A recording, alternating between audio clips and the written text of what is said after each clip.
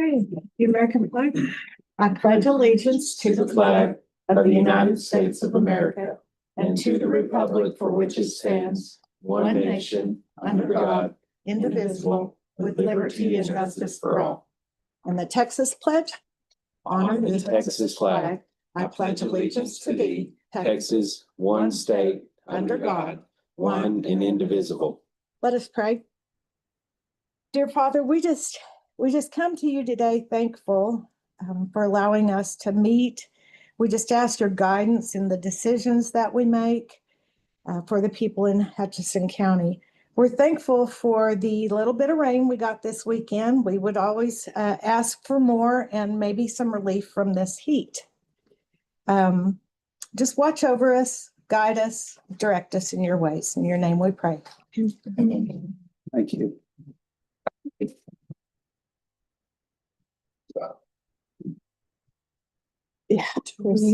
Yeah, that goes with that little page that I gave you.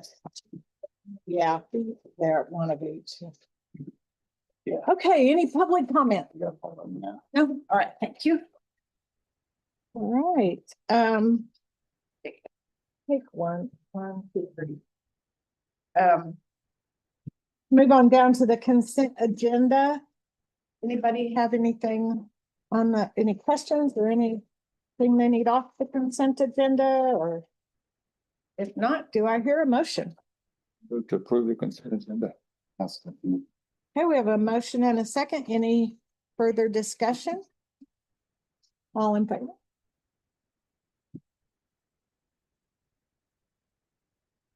I didn't.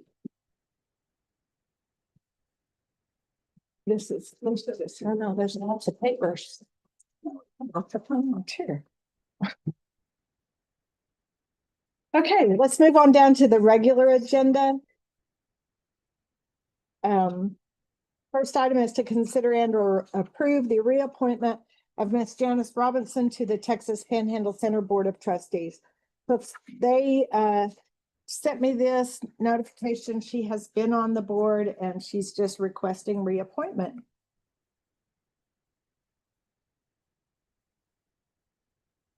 And let me just clear this up. She's from Hereford, currently represents the western region of the Panhandle, Dallam, Sherman, Hartley, Moore, Hutchinson, Carson, Oldham, and DeSmith. So do I hear a motion? I'll make a motion to approve the appointment of Ms. Janice Robinson to the Texas Panhandle Center Board of Trustees. Second. Okay, we have a motion and a second. Any further discussion? All in favor? All right, item 2 is to consider and or approve the request for the library staff to use their floating holiday on Wednesday, November the 25th, 2026. Nancy? It's always a very slow week for us with everybody getting ready for Thanksgiving. We always post it 2 weeks in advance, and we also verbally tell, all of our patrons. And we allow for, that extra time whenever books are returned to make sure it's, very good. Okay. Any questions for Nancy? Do I hear a motion to approve? Move to approve the request for library staff to use their floating holiday on Wednesday, November 25th. I'll second. Okay, we have a motion and a second. Any further discussion? All in favor? Thank you.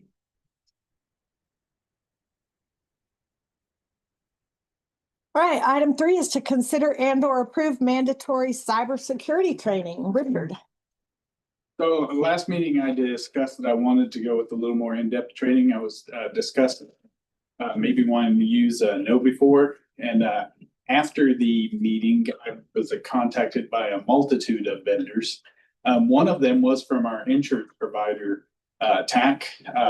This is not TAC Circa, but TAC RMP. And they offer a similar service, almost exactly like KnowBe4 service, but it's at no cost to us because we get the insurance from TAC. So it does everything I'm wanting to do. So I would recommend that we use them for. I did make sure they were on the approved list. They go with InfoSec security, and they were on. Nobody's approved for next year yet, but they were on last year's approved list. So So this will take care of our requirements for cybersecurity as well as AI Correct. at no cost, At no cost. even better. Hmm. Any questions for Richard? Do I hear a motion to approve? I move to approve the new department for with TAC for the cybersecurity training as presented. Okay, we have a motion and a second. Any further discussion? All in favor? Thank you. Thank you, Richard. And y'all don't forget, we have mandatory AI training. If you have not done it, it has to be done by August. Which is right around the corner. So I think most everybody in here's done their cybersecurity. I haven't. Yeah, you have. You just haven't done the AI. Right. Yeah. Yeah. Yeah, that's Mine didn't come up till That's the one Sure. you need now. Okay, item 4, consider and/or approve DPS TXCR interlocal agreement. This was for the JPs to, it's free. Well, I don't know, it's for the JPs to do something. It's, I don't know, let me look at it real quick. I can't remember what it was for.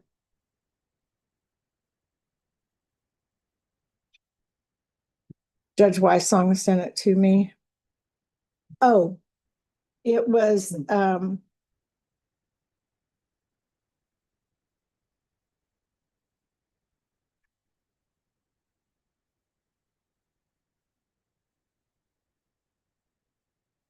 I think it's with their, interface to send them information on convictions and,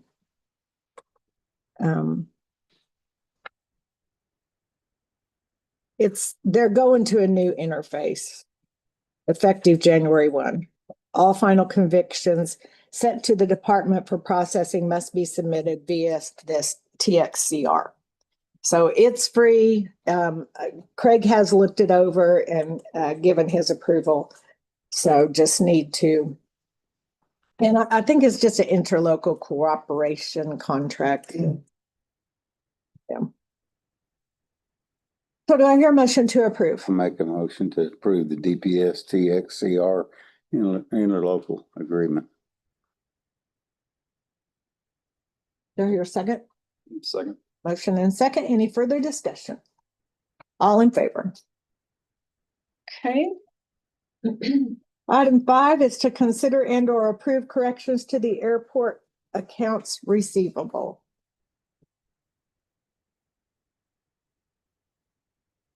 So I've been going through the account receivable report and have found some things that possibly could either need to be written off or corrections that might need to be made.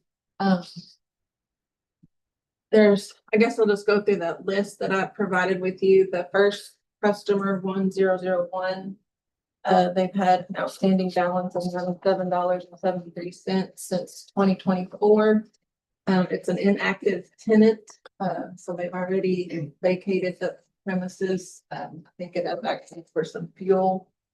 But I don't know what the collections would be on that. And I just need to get a authorization to make it up. And also for that second, that 1002, it's for a rent from 2025. I'm not sure if it's actually a correct invoice or if he had already moved out, because we didn't have any lease agreements in place. I don't know when he was actually in the change, so that could be an actual false invoice. But from what I've gathered of when he moved out, it would be a legitimate cost. But I just have no way of proving that.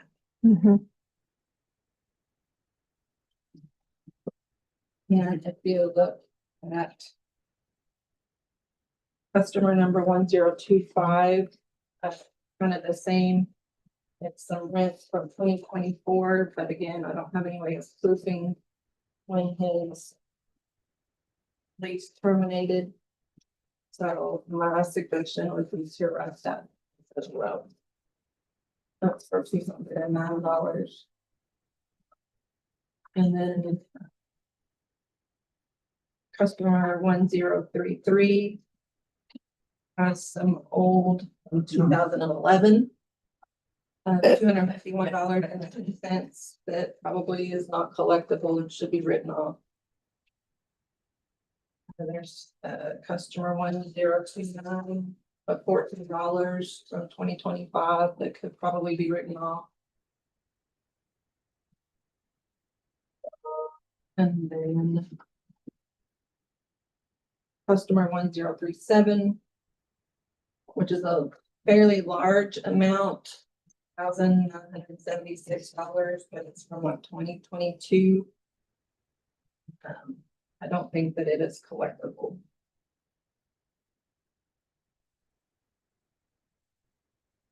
In 34, are we billing the other person, or is that gonna be written off too?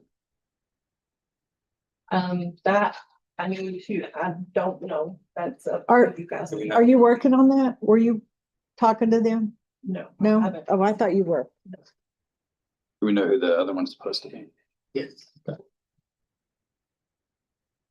Send, I mean, if we can send that same letter to that person. No. The problem with that is that the person that was supposed to be being billed has passed away. And so I don't know if there's an estate that it would need to go to, or I think we need to go down the list and make sure what's collectible, what's not before we look. Writing something off. Check each one off, for sure.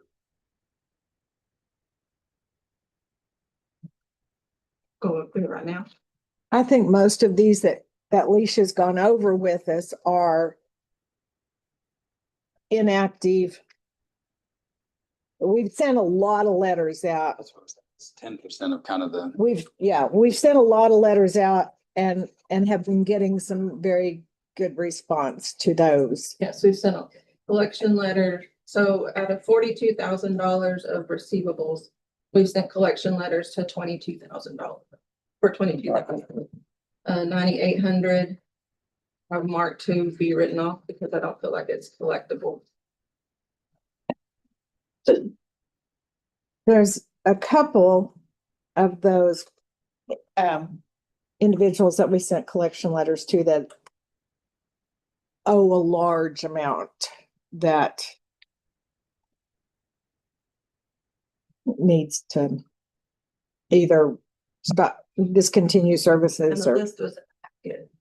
Yeah. And we can go down customer by customer and y'all can tell me if you think it needs to be written off or what. So the first customer has got a balance of $97.73 from July of 2024. I don't feel that it is collectible because it's inactive tenant. Send them a collection, or judge could send them a collection letter like we've sent others, but I don't know if we even have accurate addresses.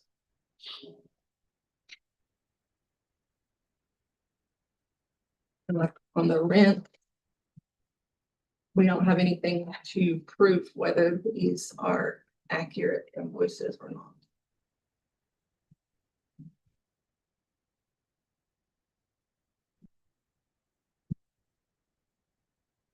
So what do y'all want to do? I'm gonna write those off, those ones that Leisha went over with us.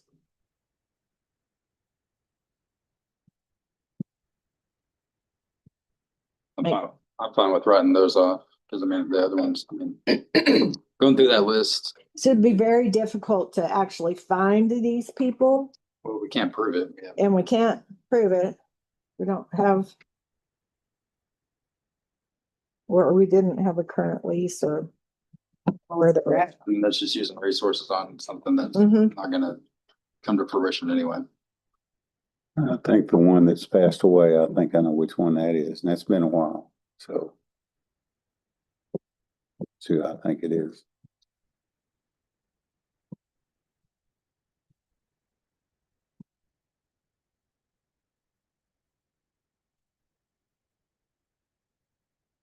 Anybody want to make a motion?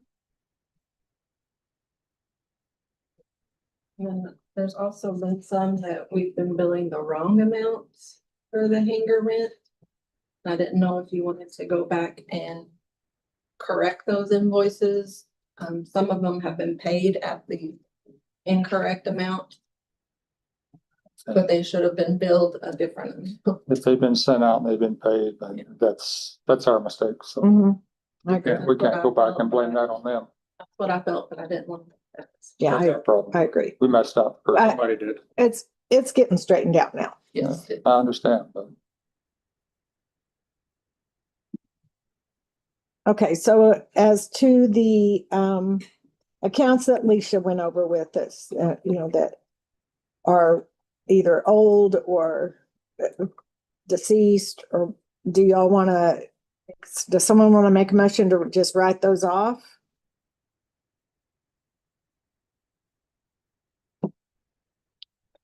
If not, give me a solution then.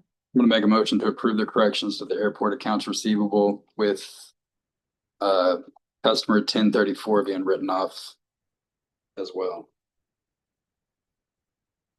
Hey, do I hear a second? I'll second it.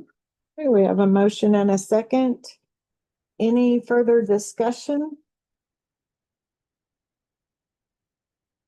All in favor? Opposed?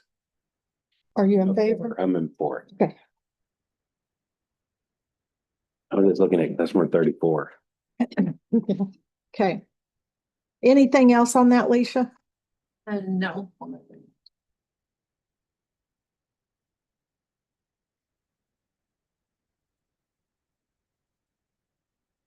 Hey, Kelly, almost got the floor now for the next, I don't know, 30 minutes.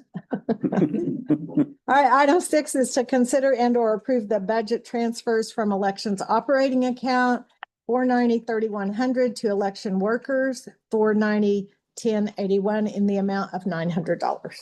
That's just correcting some overtime miscalculation for the primary runoff. I have the money in budget. It's just moving it from one place to another. So that is what that is all about. Hey, do I hear a motion? I move to approve the budget transfer from election operations account to the election workers account in the amount of $900 as presented. Okay, motion and second. Any further discussion? All in favor? Okay, item 7, consider and or approve combining polling locations for the November 3rd, 2026 general election. Yes, and the majority of these items we did discuss in an election board meeting on the 22nd, and everybody is in agreement to. This goes along with what we've done consistently over the year and a half due to a voting period that's going to come into play in 2027. It's House Bill 2753. So we're keeping consistent with that going forward so that our voters and our citizens know where to vote going forward. I think it'll be way simpler. They've taken to it very well. Okay, do I hear a motion? Move to approve combining polling locations for the November 3rd, 26th general election. Second. We have a motion and a second. Any further discussion? All in favor? All right, item 8, consider and or approve order and notice for the November 3rd, 2026 general election. That was part of the packet for your review. There was a possibility that this voting period could have come into play this general election. A couple of weeks ago, some of Secretary of State's attorneys said they were 90% sure it would be the constitutional in 2027, but there was still a possibility that it could be this general. We did receive the election law calendar last week, and everything's business as usual for this general election. But y'all can kind of look into that House Bill 2753 and see that a new voting period will be coming at the constitutional in 2027.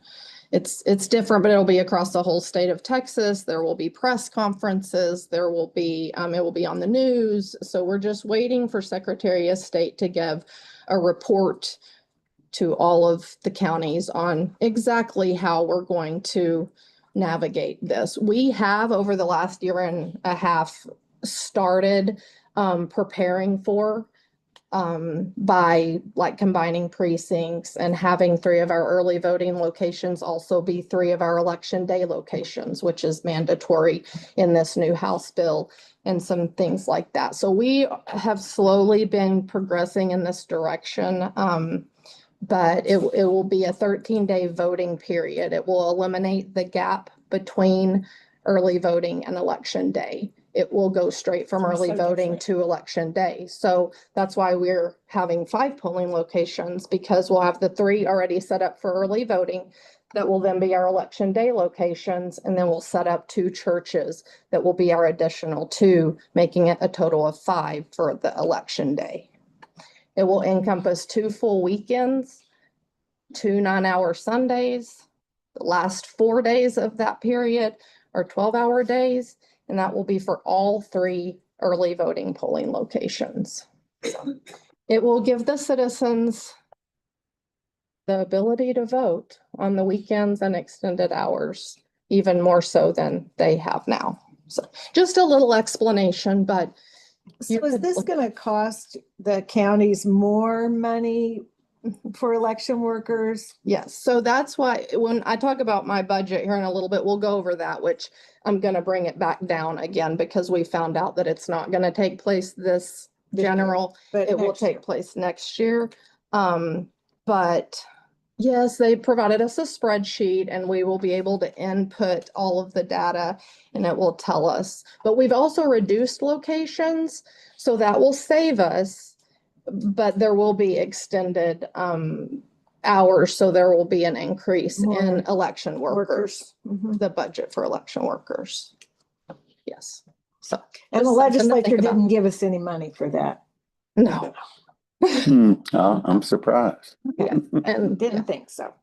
so anyway, that's just something to keep in mind, but we are business as usual for this general election. So both our order and notice does encompass our current polling locations that we have now. So nothing's changed there. Okay, do I hear a motion to approve? Make a motion to approve the order and notice for the November 3rd, 2026 general election. Second? Motion and second. Any further discussion? All in favor?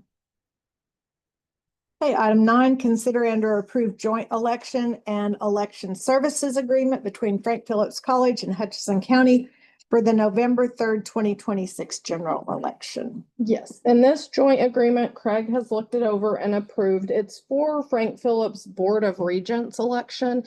They want to jump on our general election ballot. So it still could get canceled. It just depends, but that's a joint agreement for us to prepare to have in the event that they jump on our general ballot in November. Okay, do I hear a motion? I move to approve the joint election between Frank Phillips College and Hudson County for November 3rd general election. Okay, Second. motion and second. Any further discussion? All in favor? Okay, item 10, consider and/or approve judges, alternate judges, and the early voting ballot board for the November 3rd, 2026 general election. Yes, and like I said, we talked in our election board meeting, which includes, it's an election board that also includes our party chairs. They still, for this general that resulted from the primary, they were still to appoint the judges and clerks for, so it's an even amount with the parties that are working each polling location and for early voting ballot board, which it always is. For the most part anyway, we have an even amount of Democratic election workers and Republican election workers. So it is mandatory for them to approve these judges, alternate judges, and clerks. So they have approved those. And so I'm presenting them to the Commissioners Court for approval. Okay, do I hear a motion? Move to approve the judges, alternate judges, and the early voting ballot board for the November 3rd, 2026 general election. I'll second. Okay, we have a motion and a second. Any further discussion? All in favor? All right, the next item on the agenda is a public hearing on the county clerk's records management archive and vitals plan. Anyone out there need to comment on this? Okay, hearing no comments, then we'll move on to the next agenda item, which is to consider and or approve the county clerk's records management archive and vitals plan. Yes. So each year we put a plan together. It's between $25,000 and $30,000 to digitize our old books that are in our office for deed records, real property records. So it digitizes them and it puts them on our texaslandrecords.com. So the citizens of Hutchinson County can go on, or anywhere can go on and search by name for any real property records that are filed in our county. So we do also take a records preservation amount out of each recording that is filed in our office, and it goes into this fund. So it's like revenue that we're taking it out of. So it's not really coming out of our budget. It's money we make, and then we turn it into a project that will benefit the citizens of Hutchinson County. So they can come look on our public portal in our office and on texaslandrecords.com. So this project should get us from 1960 to current for all of our real property records that are filed in our office. So that is what our records preservation plan or archive plan is for this coming budget year. Okay, do I hear a motion? I move to approve the record management archive and vital plan as presented. Second. Second. Okay, we have a motion and a second. Any further discussion? All in favor? Thank you very much. There's a lot to elections. There's a lot to elections. Everybody has to approve everything. Yeah. Okay, well, you're doing a great job. Oh, thank you. All right, item 13 is to consider and or approve the updated airport hangar rental rates. So when I presented the rates to y'all before, the hangars were, the information that I had was hangars 1 through 21 were 104.50, and that was incorrect. 1 through 19? And you had 20, 20 as 297. you had 20 as $368. Oh, right, that was an incorrect Because the amount. guy that's in 20 has 2 hangars, Right, so that's really one of the small hangars and it should be at 104. yeah, So so it's 1 just, through 20 needs to be 104.50. Right. It's just correcting that amount. Since we had approved the other amount, which was incorrect, we need to approve the correct amounts. So I attached that. 1 through 20 is 104.50, 21 through 25, 97, 26, 27, 440, 28, 880, 30, 605, and then there's the Piper North and South. 29 is missing because that is the county. The counties, yeah, hangar. Any questions?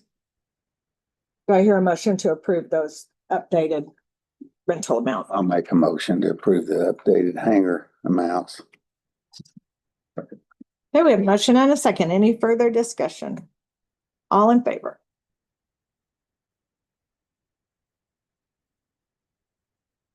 Okay, item 14 is to consider and or approve the MOU between Hutchinson County and the United States Department of Energy. So the only thing that in this is to extend the MOU from a 5-year term to a 10-year term. So this is basically just the contract with Pantex to provide fire support. Yes. We do this about every year, don't we? It was a 5-year contract. And I know it seems like yesterday that we did it, That's but maybe more. they're just extending it to a 10-year, so we don't have to do it so often. And they provide support.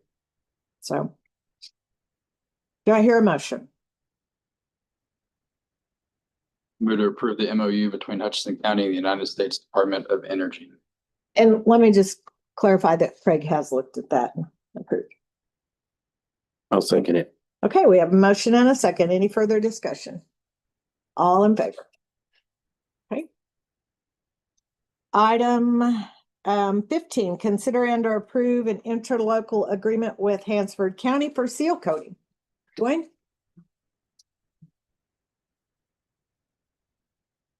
Our yearly interlocal agreement to help those out, help Hanford County out, seal coat a few roads.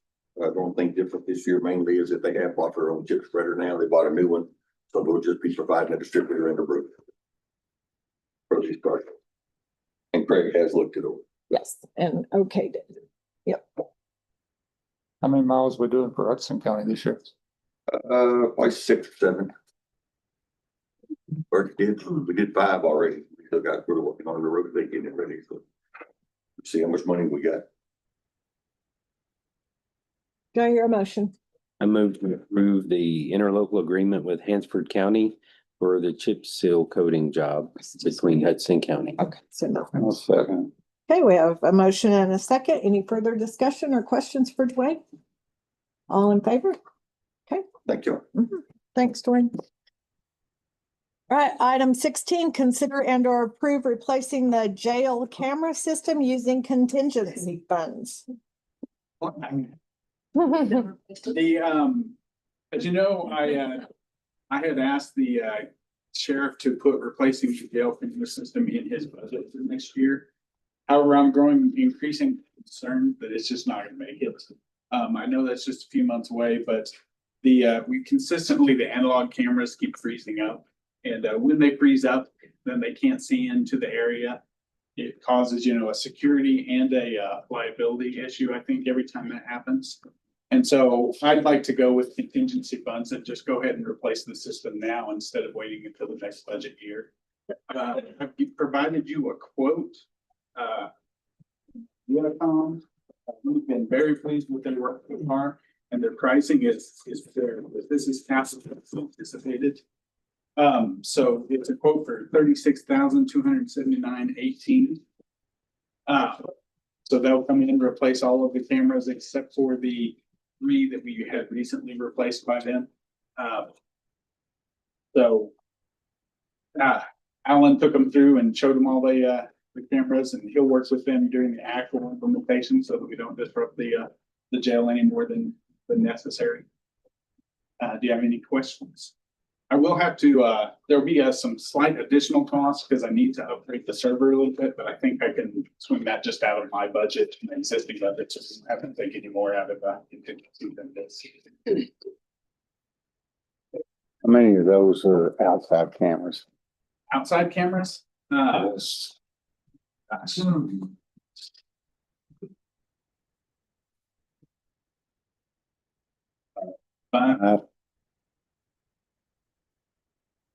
And the analog cameras are at least half the cameras I would say are analog cameras. Well, and they have a camera by camera list in here. But it's just those old cameras. Even the digital cameras we have in there, most of them are old and don't have really good imaging. But those analog cameras, They've been there forever, it seems like. I think they are. I think they're pretty ancient. And even when they're working, they're not great. So that's why we had asked to put it in the budget for next year, but I'm afraid that we're gonna have it just go out. Something's gonna happen, and then we're gonna have that diesel issue as well as a safety issue for our jailers. So if approved, Like how quickly could they get going with this? It'll be pretty quick. They'll have to order the The camera cameras. and that'll be the longest, delay. Mhm. The cameras, they're ordering the same cameras I've been ordering. They haven't taken long at all to come in. So I can't guarantee, I just don't know the availability of the There, cameras. yeah. So I can't really answer that question. I assume it's not gonna take long. Yeah. All right, y'all have any other questions for Richard, or do I hear a motion? I move to approve replacing the jail camera system using contingency funds. I'll second it. Okay, we have a motion and a second. Any further discussion? All in favor? All right, thank you, Richard. I do have one other thing on it. When we reduce the budgeted item for the jail for next year, we still need to leave $2,000 for licenses. So we need to not take all of it from what we budgeted for this upgrade for next year. Got that? Okay. Thank you. Thank you, Richard. Okay, item 17, update on ARP grant projects. Got to take that off the agenda.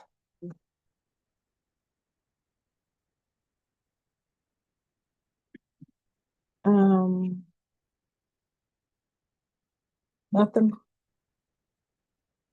All right, item 18, consider and or approve burn ban or rescind the burn ban. Our numbers as of yesterday, the minimum in the county was 418, the maximum was 331, with a county average of 587. The numbers are increasing about 5 to 6 a day. So we'll be able to go. My recommendation would actually be to put the burn ban back in place.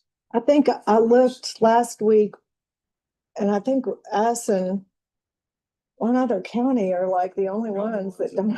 Lipscomb and Lipscomb and Wheeler don't have one. as of today. Wheeler may not have one, but they've had a lot of rain in Wheeler County. And Lipscomb. Yes. They're wet over there. It's like, I got 4/10 the other day. Couldn't believe it. I know, Yeah. all at North once, end of town got nothing. right? We got nothing here. Yeah. Living right Spotty. here. All right, do I hear a motion on the burn ban? Make a motion to enact the burn ban. We have a motion and a second. Any further discussion? All in favor? All right. Okay, and I need y'all to sign. So I don't forget that. All right, item 19 is to consider and or approve requests for the use of the club rooms at the Border Library or French. I don't have anything. I don't need that. Nothing new, all right.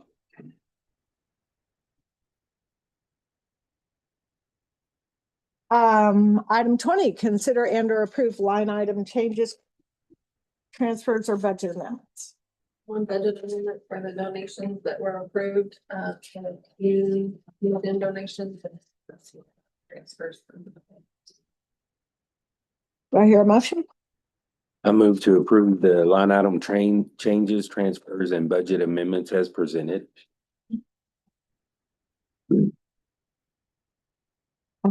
No, I'll let you call it. Okay, we have a motion and a second. Any further discussion? All in favor? You can just email me a copy. All right, item 21, consider and or approve advertising, opening, accepting or awarding bids. Okay. 22, consider and or approve donations to Hutchinson County. I didn't have anything, is that correct? 23, discussion of the county judges and commissioners precinct daily operations.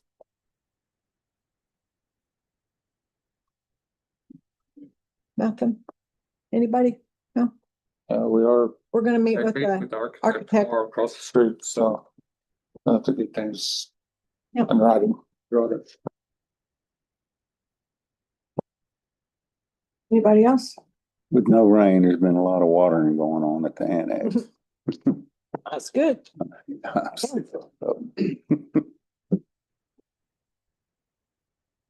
Okay, we'll move on to item 24 then. Consider and or approve the sale of the struck off tax property or tax deeds. We had one at 0 Sunflower Lane in Fritch. Submitting a counter offer of $250 has been made by Christina Bond from Fritch. Taxes haven't been paid since 2014. It was struck off in 2026, March of 2026.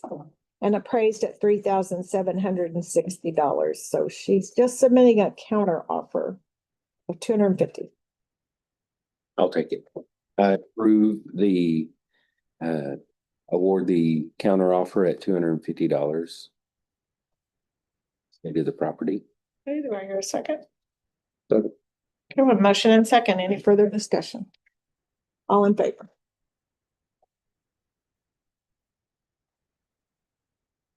Okay. Now the real fun begins. Budget workshop.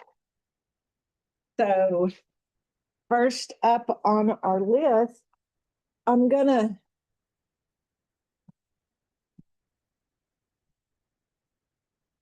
Laura, you're here with the child welfare.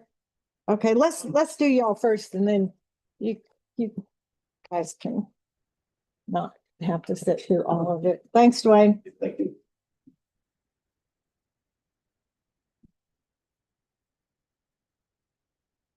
Morning. Good morning. Thank you for being here, y'all.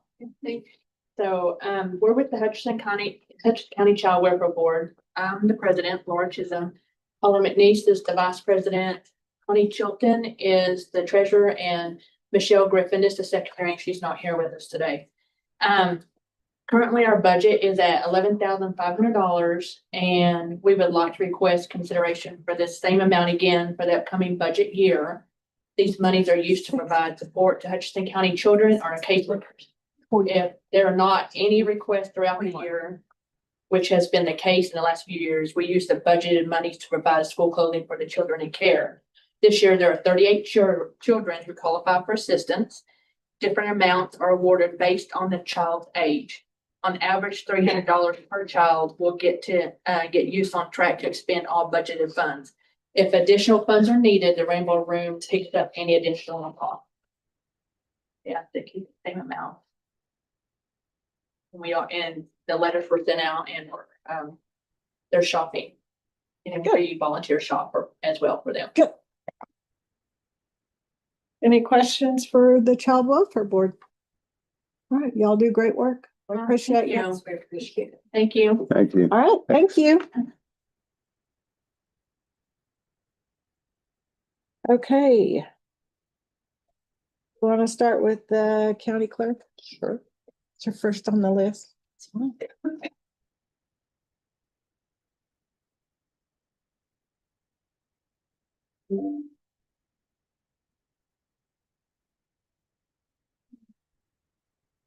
Wants to get it up there. Good first, right after me.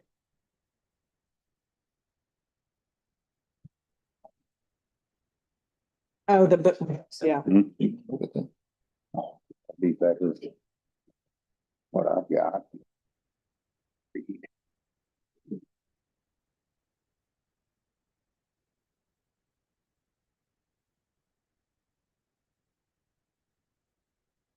So, for my actual county clerk budget, there was a typo on the salaries for deputies, so they're not changing. It's the same as the previous budget. So it shows where the typo was there and then it corrects it, on that next line. Reminder that we're looking at that yellow column. The yellow column. So if you see, it's the same as the previous budget. Is that 216,710? So no change there. The only change was Leisha suggested the increase in the copier budget, and then I did a decrease in training and education of 500, and then I had a dues increase of 75. So I think the total increase overall was $575 due to dues and some postage. So that's that. If you don't have any other questions.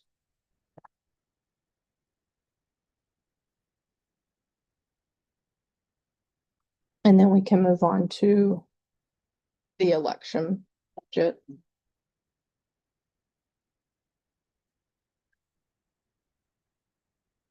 Yeah, go ahead. Yes, okay. Okay, so Alicia's probably gonna kill me, but now that we know that we were not gonna have to prepare for election workers for House Bill 2753, we can go back down to the 30,000, which is in line with our odd years for salary, because we're just 30 was my first request. 30 was my requested. 40 last year. Yeah, but 30. we had made that, I had increased it and then it Oh. didn't get on there and it did, but so if it's not on that It's one, at 30 right now. perfect. If everybody else is okay with that, it's right in line with those odd years. We're just having to pay election workers for this general election. Next budget season, we will budget for the constitutional in 2027. So we can keep that at the requested 30.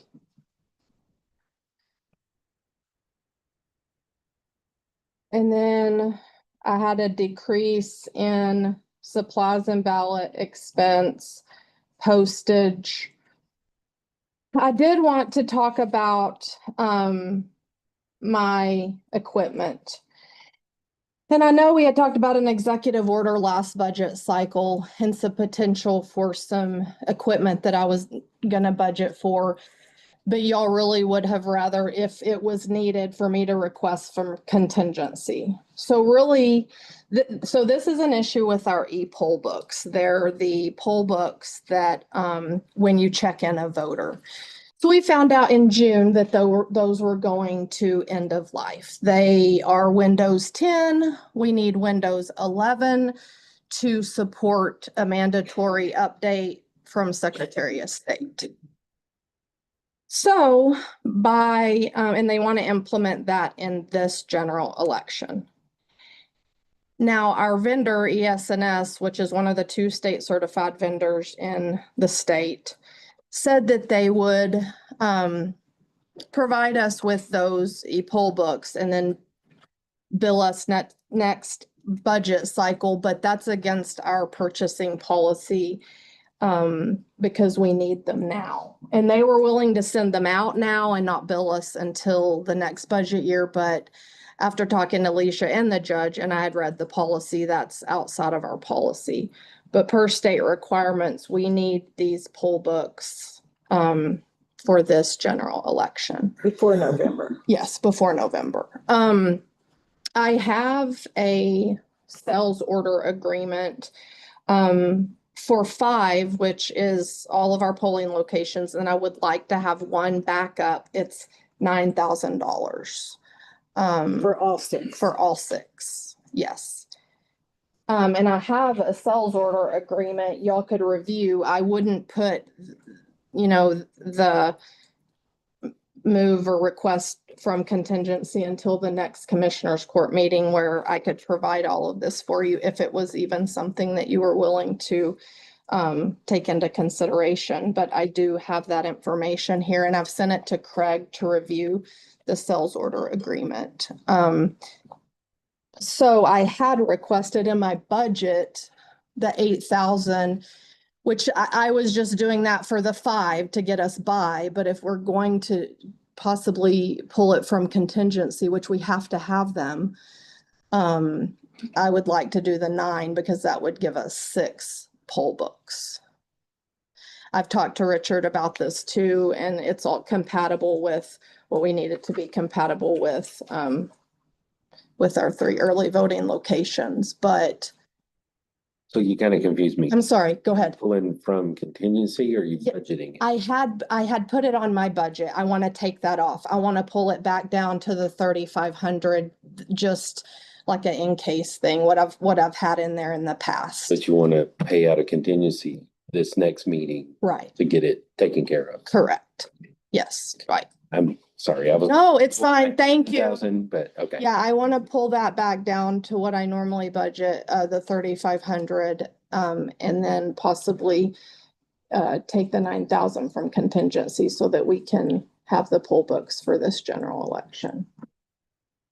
And I can present that, and which I'll be at election school in the next commissioner's court, but I'll have Jackie in here, and I wanted to present that to you also. You would know that it would be coming if you're okay For the with it. request for contingency. For the request.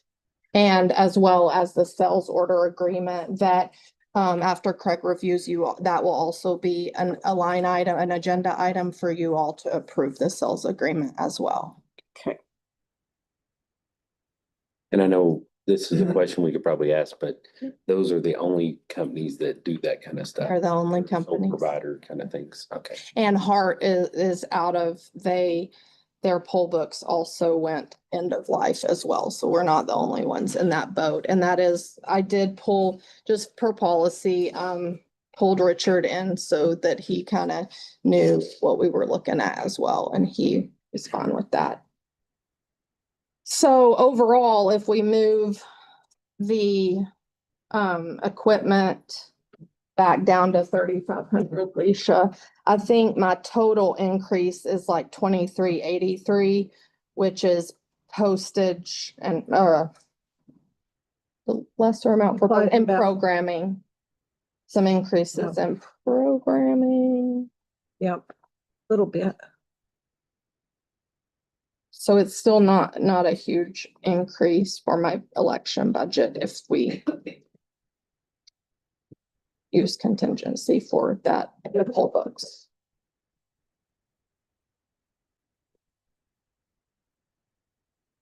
Because we reduced quite a bit. Because we're not gonna have three elections. Amount of the social security, once we got your budget set, then I'll know how much social security to budget in for that, for the payroll taxes. Okay.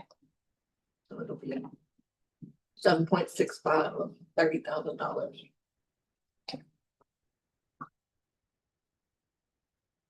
Okay. Any questions for Kelly?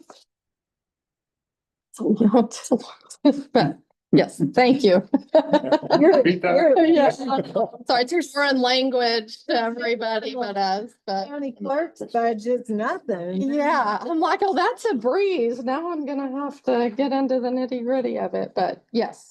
So that's all I. Social security will be about 2,300 off that 30,000. So it's still it'll reduce. Yeah. Because it went down, Mhm. so from last year. So we had 3 elections to budget for election workers. This will be one. But yes. That's all I have. Okay, yes. Thank you. You're welcome. Now you won't have to hear from me anymore today, hopefully. Okay. Okay, we're gonna skip down to the fire protection because Melissa's here from the city of Stinnett. And that way she can get on her way, present some information on their budget increase requests. Hello. So currently, right now, we get about 40,000 approximately from the county. I think at this time, or approximately. Thank you, ladies. Fire protection for the volunteer fire department here in the city of Stinnett. And we're looking to increase that this year. Just because of everything going up and stuff. Most of our calls for fire is outside of the city instead of inside the city, and the price of gas and then the cost of the equipment and everything, trucks and stuff is going up. So we're looking to increase, see if we can increase the amount of that is given, that the county contributes to us. I'm not sure what all was given to y'all on the fire and stuff. I am looking right now, we're starting our budget time too. And we are looking at the fire budget going up about $60,000 as it is too, like our. physical Your budget. portion? Yes, our physical budget total going up to about 60,000, which part of that is our dispatch has gone up 8% this year. This coming year will be 8%. So, but we were wanting to look and request, an increase, because we would like to start putting a little money back to start getting another truck too. Fire truck to be out there to help with everything. What kind of increase? How much? We're gonna look, at around 80,000 is what we were. Oh, our portion. Yes. Yeah. They requested a $10,000 increase. Oh, okay, yeah, just, that's what I meant. Our Yeah. portion, yeah. So y'all's overall annual budget is 80,000? It was 108,210, actually. I meant to send that to you and I forgot to send it to you. But, we're going up to 153, 190 is what I'm proposing to our council this next year and stuff. And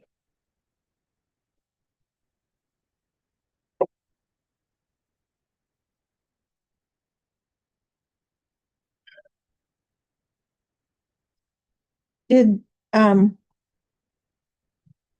did you give us information on?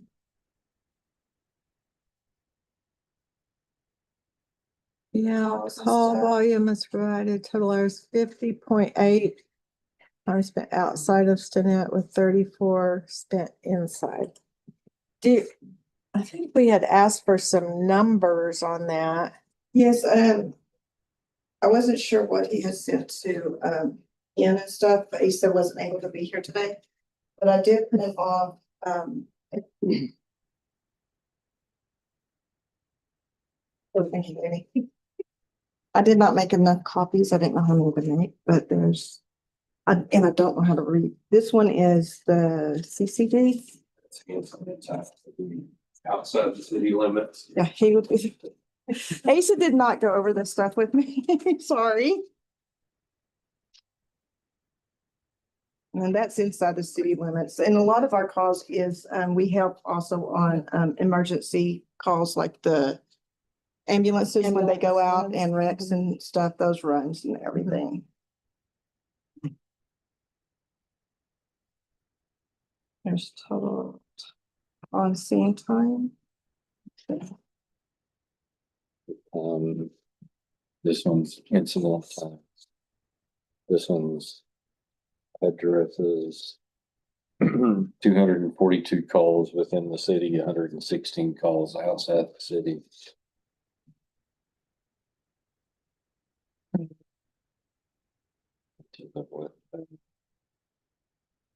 All times.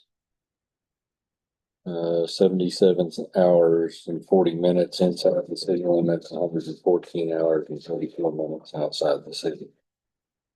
So in the unincorporated areas, and this is just your response area? Yes. There's, because it's actually broken down. Porter, Bugby, Fritch, Hansford County, Phillips, Stinnett, and Stinnett CCD. So that's their county response outside. Their response area outside the city. The CCD. Yes.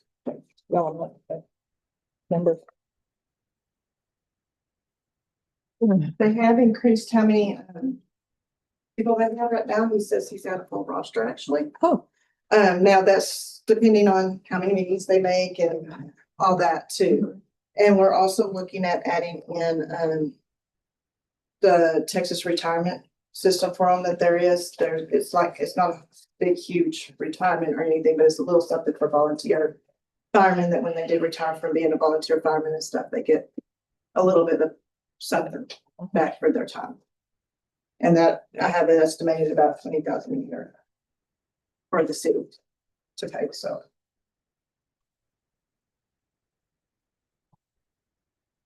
Don't have any questions?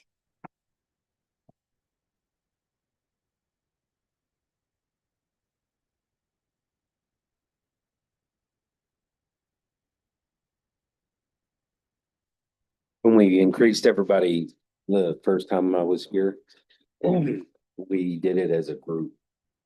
where they all came in and presented. Because we went from 5 and then we had all the fire departments represented. I remember them in their uniforms. Question increase that year, correct? I think if I remember, we had one ask and then I think I asked Jerry to ask everybody else if that was the same problem. I think, The year that was raised everybody I some. think we did, yeah. We did it across the board for everybody.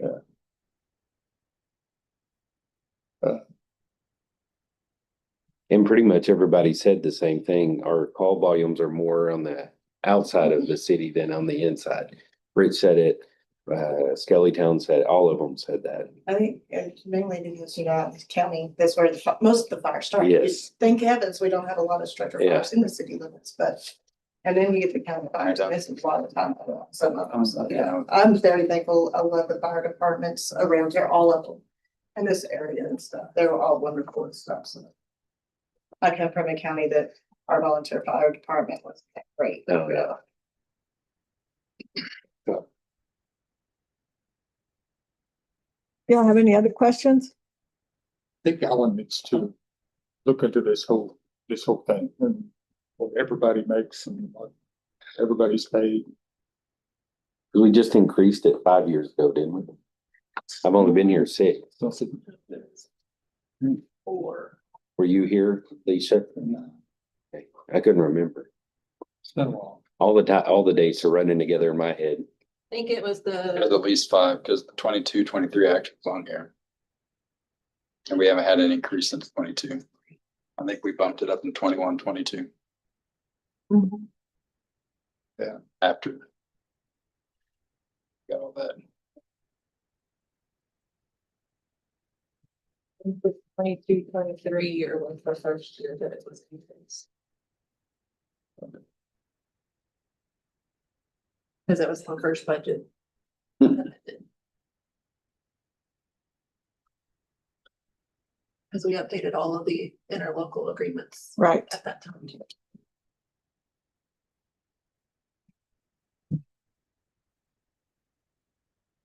Okay, any other questions?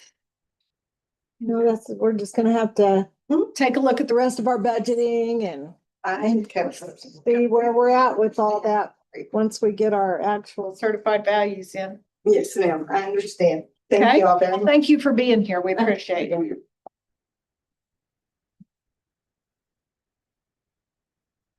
Okay, let's move back to district clerk.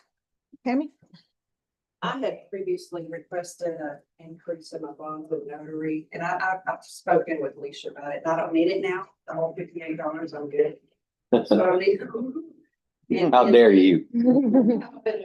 So the increase in the copier, I see that she added, so I think I'm good. So I just changed that 200 on her bonds back to the 142 that it was. Okay, thank you. Tax assessor collector, Carrie. Increased, my postage for because I've increased it $1,000 because the, October statements went up. And then the, May delinquent notices went up, so I rounded it up to 1,000, which of course postage just went up, so. And I've also requested for 2485 Teresa's bond. It's time to renew her bond. And then I estimated what Tyler's 5% increase on support in the certified areas, which Leisha usually gets a letter from, so she'll know the exact dollar. And then, of course, I increased on 5720 for my software that I buy trading taxation, which calculates the effective tax rate. So it increased $421, so I increased that. But I'm also asking if you would allow me to get a new copier printer. One that we have, which is the Canon 6255. they told me that the parts weren't gonna be available pretty soon. And then y'all allowed me to get a new copper printer when we had the ARP money, which is a wonderful copier printer. So I got 2 bids from Tascosa and from Visual Edge. And I turned those in. Did y'all get that? Well, I discussed with Richard and he looked it over. He looked at both of them. He sent an email, which I have on here if you want to look at it. And what he was requesting or suggesting, not requesting. But here is the bids from both of them. And then here is Richard's comment. Oh, yeah, it won't be one. I'll get one. I'll do it. So I know.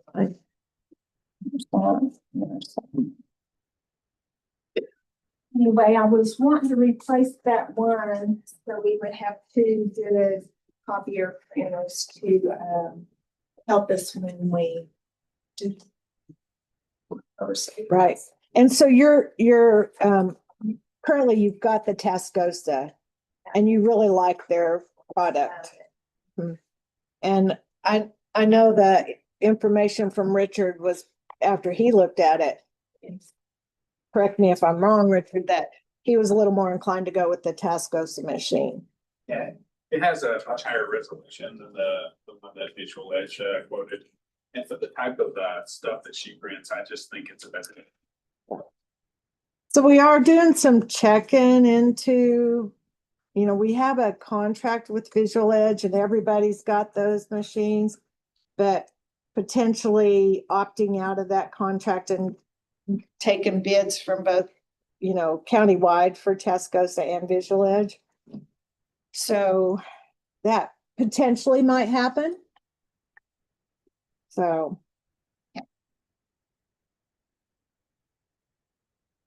We'll see. See if we can swing that during this budget year.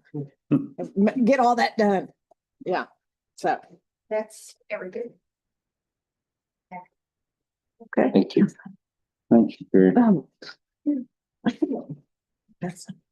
Thank you, Carrie. So when we do the copiers, we'll just, because I know we've already made huge strides last 2 years. And getting them all on the all same one contract. Yeah.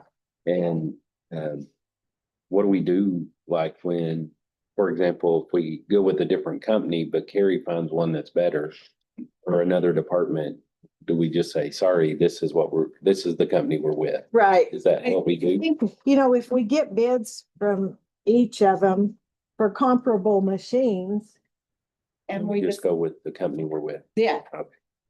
So. I was just curious. Yeah. Source. Yeah. Yeah.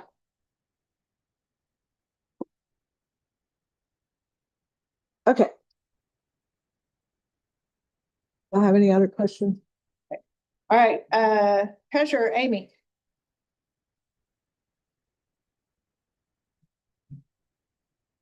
Okay, I don't have a lot really. Me and Alicia are in the process of looking into a new software for accounts, payable, payroll, it all. So that's just kind of we normally split the software. So this is just really don't have anything in particular. Do you? Yeah. You do have the exact one that you want to get. Well, I've been talking with Edmunds GovTech. We've demoed several different ones, even including just upgrading our Tyler. GovTech offers a lot more for less money than what Tyler would. Everything we do with Tyler, we're gonna have to pay for a new module and so it would probably be 3 modules that we would have to add to just get what GovTech would offer with their subscription. I know that I think Fossil Tree County and possibly Hansford are both going to GovTech, and I've talked with Lynn. They're in the middle of implementing it now, and she said it's going really smooth. What do they use now? They were on Net Data, Oh, yeah. but Net Data was bought out by AccuFund. Mhm. And I have heard horror stories on AccuFund's customer service, especially.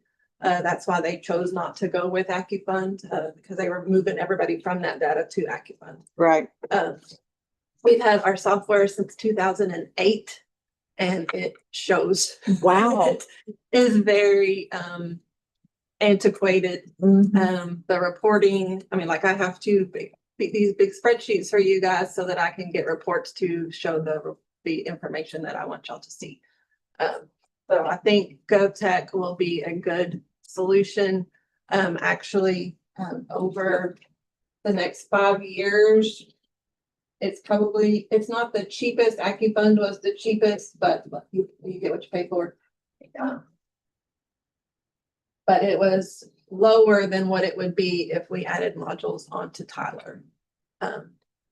The conversion with Tyler would probably be easier because we don't have to get our data from them. But Right, that's I'm what- willing, if I guess that's Richard's what- willing and I'm willing to Go to wrestle bat with them, Tyler, Go yeah. to bat with them so that we can upgrade.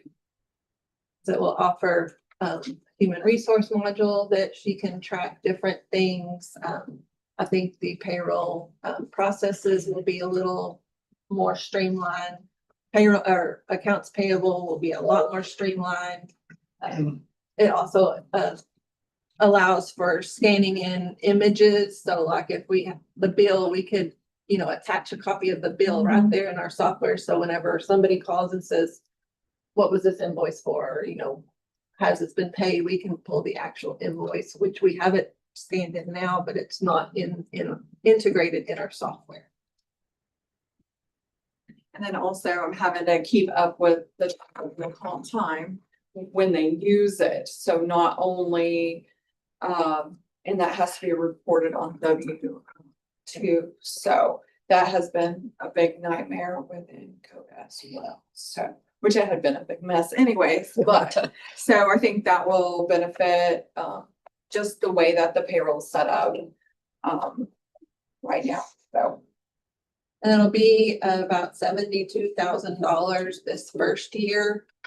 Then afterwards, it will be it'll be less than what we're paying Tyler. And Tyler increases our software 5% every year.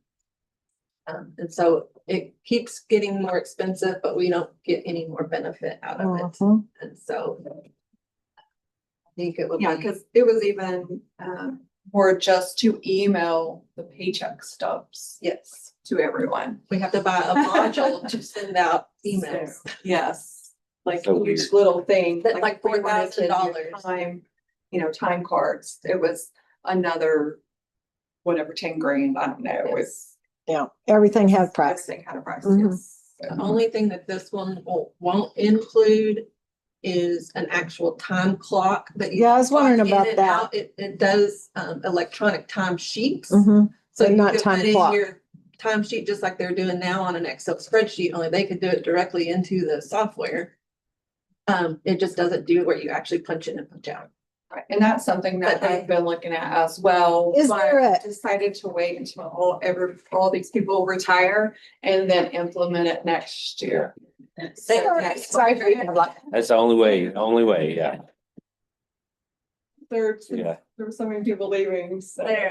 They do integrate with every time clock. Okay, that's what my question was gonna be. Is there something that would work well with that? And that's what I've been looking into, which I've been looking at things that would work with, ERP or the Encode. But, so once we get that situated, then of course, but if they integrate with any of them. I think that's a great idea. And it's about an 18-month implementation process. So even if we signed the contract today, it would still be 18 months before it actually went live. And then I think the only other thing was, are me and Monica's wants. And I lowered office supplies. That's about it on my budget. Thank you, Amy. Thank you. And thank y'all for looking into all the time sheets and time cards. yes. Oh, we good. Well, Alicia, do you have anything else on yours? I just kind of reduced my office supply budget by 500, reduced my equipment by 500 and my computer expense by 2,000 because I had bought I think a tablet last year. And so it's basically just the big increase on our software. Okay. Any questions for Alicia? All right. IT. Richard?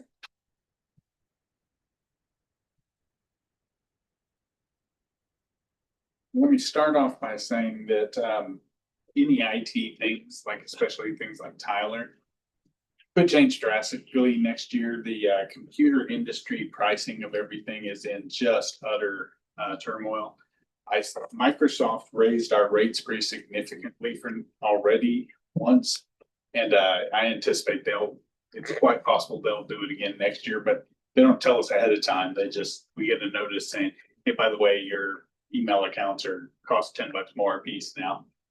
And it's all because of the memory shortage, and AI is taking up all the memory in hard drives in the world. So so any of our services that are online services, and not even just stuff in my budget, but like Tyler, the 5% increase may end up being, middle of the year, they may say, hey, because I'm sure they use a provider like AWS or somebody, and their providers will go up substantially as well. So it's something that we should be aware of. It's not something we can budget for because it's just the computer world as it is.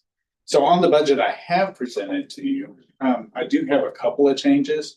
As you can tell from a lot of the emails I've sent out recently, I'm trying to make sure that we get compliant in that with all the various rules, not only just the CJIS stuff, but everything. One of the things that I discovered just recently, or I didn't discover it, I just didn't think about it until after I submitted the budget to you, was not all of our Office 365 email accounts are on the government plan. We have some that are on a non-government plan, which doesn't work with our CJIS. We need them all to be on the non-government plan. So I need to add $1,500 to the renewal line item. However, since I have $1,000 in there for cybersecurity training, we can take that 1,000 off. So I really only need to add $500 to the renewal services for moving all of our email accounts to make sure they're all on that government. And the big difference between government and just the non-government version of the Office 365 is where the data is located. The government version, they guarantee that it's located in the United States. The non-government version, it can be anywhere in the world, whatever the cheapest data center is. And we are required as a county to have our data in the United States. So I do have to move those email accounts. Then there's one other thing that's not on here that I've discovered, I should say rediscovered recently, because I think Judge, you and I may have talked about this once long ago, but it didn't resonate in my brain until recently when I was going through regulations. We are required to archive social media. Every county person that has a Facebook page, or if you have an Instagram page or something, like Dwight, you have a Facebook page that's your county page. And Yeah. you have one. County judgment. We're required to archive those, and we're not. So that is something that we need to consider. And that's going to be a sizable expense, anywhere from $7,500 to $10,000. So then Civic Plus has reached out to me a couple times about that. They are one of the services that do that. And I don't have a quote from them. They're the one that I'm assuming is going to be $10,000. Probably. I have a quote from someone else for $7,500. The Civics Plus one's probably a better choice, but that's not on my budget. But it's something we need to consider doing. So I don't know how you want me to handle that. Whether we want to add 10,000 to the budget, we wait and see, because it's something that every person in the county who has a Facebook account. There's 14 that I'm aware of currently. We have one. Yep. We have one. Yep. Yeah. Yep. And so there's 14 that I'm aware of. Every one of them will have to give access to this software as an administrator of their Facebook account so it can archive it. So there's something that'll require all the departments to work together on. So if we want to do that, we'll need to, I would say we need to add another $10,000 to the renewal services line. That's where I'd put it. Sorry. Yeah, We've asked well- for more money. Well, I mean, that is what it is. It is, unfortunately. Technology is one of the areas that just is not going down. Yes, no. It is, we saved, because we are down in renewal services by $10,000 from last year because of that 52,000 that we saved from our virus services by getting it from the state. But other services went up enough that it's eaten into that 52,000 in the budget. So if we add this 10,000 back in plus that 500, then we're going to be almost exactly the same as we were the year before on renewal services. Okay. If I add 10,500 to the 306, it's 311,100. Is that all right? So then the other thing that I have, and actually is going to be a decrease in equipment. I budgeted for a server. I instead bought a used server off of Amazon, and instead of $5,000, I spent $650. And we reworked it and bought some software for it. So I can remove $5,000 from equipment.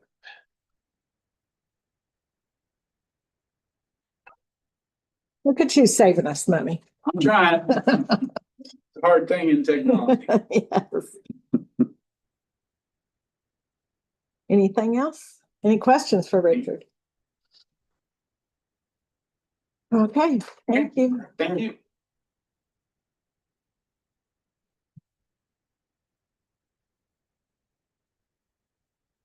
Okay, the airport budget. I think the one thing that we added onto that was the fuel truck.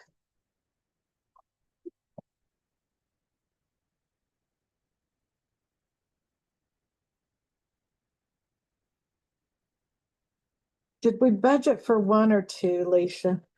We budgeted 495,000 extra. I think that was for 2. Mm-hmm. And I think, we had Ben and I had kind of visited about this, to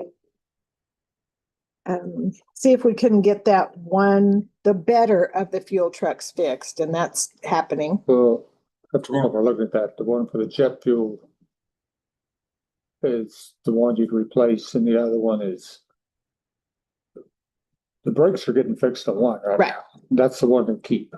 Yes, And then the other one, we can replace. you let it go. So we only really need to budget for one fuel truck. I would, 1 a year, yeah. Yeah, and then maybe replace, It's not like you got a spare, you're using it for 2 different fuels. right, So you gotta have both of them. But, these are, 300. and I know like the brakes on that. that's get about fixed. the quote we got. The but we- brakes that are, one, you can't find parts for some of this, and you got to send the brakes parts off and get them rebuilt and send them back because you can't find stuff for them, they're so old. So they need to be replaced bad. Mhm. Yeah, They're horrible. well, they've also got leaks in the lines too, But, which is not good. we're working on some bids, but they're not here yet, so. And we got one, but that's kind of a list price. Yeah. Well, that's not really a bid at all. Are we going through a co-op for these, or do we need to It go depends on out? where it comes from. Well, if we don't go through the co, we're gonna have to post it. Yeah. Yeah, unless if you go out for bids, it's gotta be posted and all that stuff, will take a while. But for budgeting, we can get pretty close. So I think 300, budget 300. Oh, 300 will more than cover a new truck. It would be quite a bit less than that. Well, I think that one bid was, 200,000, do I need to change that to 300? Yeah. The 500 was originally taken. yes.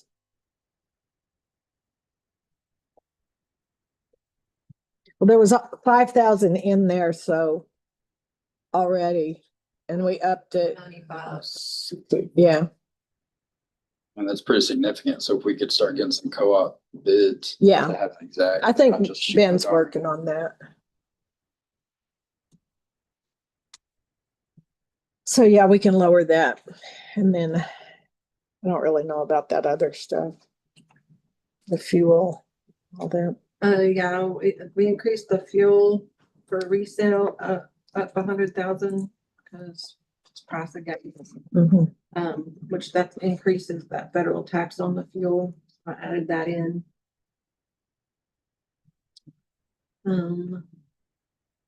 The supplies for use, they're really not using anything out of that line item, so I reduced it to $1,000. And then insurance, it usually increases every year, so we did a little bit of an increase on that. It looks like Baltazar requested a little increase on their travel and training. And on the office supplies.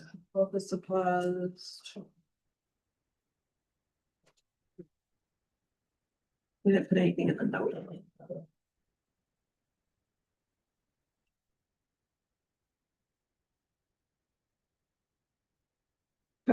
Y'all got any questions that Leisha can answer?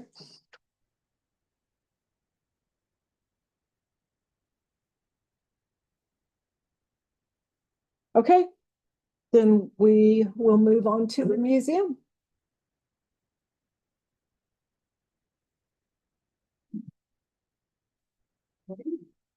Morning. Okay. I only asked for a couple of things.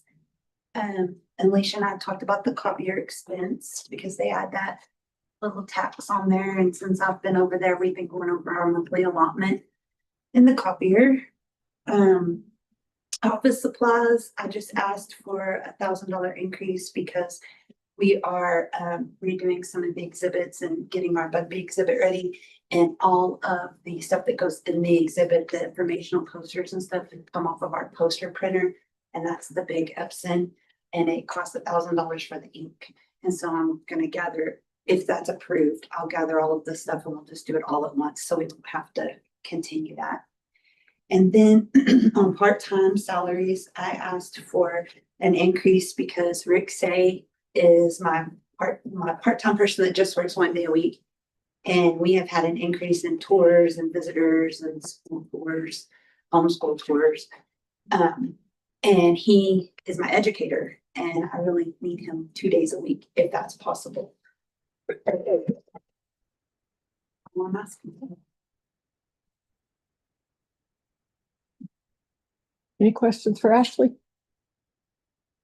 Thank you. Okay, thank you.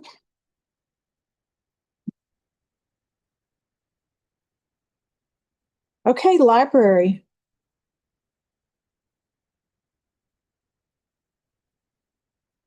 So there were a couple of line items for copier expense. I had requested an additional $200. We've been having a lot of printing for the public. So I mean, it's nothing, getting like $100 a week on printing. So I'd like to change the postage. I've requested 1,000. So I'd like to drop that down to 500. And then that 500 put 700 on the copier expense because I bumped it up to 3,300 last year. And I think I'm going to have to do a line item transfer because I think I'm pretty close to, our overage on that. So 700 for copier expense. So and total 4,000. Right. Correct. 4,200. 4,200. Yeah. So you're requesting 700, but you've spent 768 already. She's requesting 700 additional. Oh, additional. Yes. Into her original request of No, just changing that 200 increase to a 700 increase, right? Cause I think our last month is not shown right there of what I've used. She's talking postage. The postage she wanted to do, she wanted to drop that. It's not gonna be 1,000 postage. She wants it 700. 500. 500. It'll be $12.50 for postage, yes. She wants 4,000 on it. She's talking increases, we're talking totals. Oh, okay. I'm with you now. And then I did drop my training and education by 500. And then that was it. But I also am requesting the mileage allowance. I've been driving, back and forth to all 3 branches for the last 5 years. So Alicia had put that in there, the same as the extension agent. And then also, I want to first off tell Ellen Wells, thank you very much for all your help with all of our books, boots, and badges. They had a wonderful time, especially in Fridge. We looked out there weren't any kids playing in the foam. It was all the adults. So we all had a blast. It was very hot. We decided next year we're going to start with that one. We also, our Discovery Center, we did the best. We blew it out of the water at all 3 branches. We had 304 in Borger, 154 in Fridge, and 101 in Stinnett. So we have literally in Borger outgrown. Was that the one with the little animals? Yes. Yeah. We have outgrown the club room. So all of ours now that we have moved, we've got Johnson Center tomorrow, Johnson Youth Center, and then it'll be the Dome, for the next one. But starting next year, we're going to plan on having Borgers elsewhere because we even had to finally start turning people away because we just couldn't get anybody else in there. We can knock that wall out if you need it. I'm tired of it. Tired It's barely on. crumbling anyway. You push it. Make it an open air. Don't even say that. Yeah, please don't. I also We need wanted double to 5 more months. bring to light that we do have a new working partnership with P66 with our friends of the library. They're on our board now. They rewrote the bylaws to include them. So Jennifer, I don't think I wrote down her last name. Henderson. Yes, but she has been a wonderful, tremendous help. They underwrote our whole summer reading program with a donation of $10,000 Wow. to the Friends of the Library. So that relationship going forward is going to be key to, keep it continuing. And then, as I did put on there, I am requesting a salary increase. And so I jotted down some information.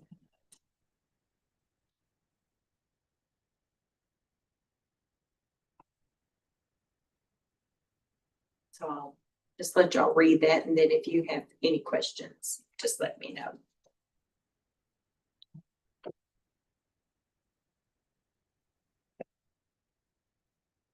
Hey, y'all have any questions for Nancy at this point? Okay, thank you. Great job too. Thanks. The kids were fun to see. Be sure. And then do you have a big thing at the Dome with the dinosaurs, right? Yes, and Coming that's up. going to be all day. Yeah. And that's the one that cost the $10,000 at the P66. They actually funded it. Awesome. So it's traveling there from San Antonio. It takes them a day to set up the whole exhibit and it's hands-on, everything with dinosaurs. And then we have the exhibit for the full day at the Dome. And then, it'll take them a complete next day to tear everything down. And so it's a traveling dinosaur museum. Awesome. So we're very excited about that. Cool. Okay, juvenile probation, Jeremy.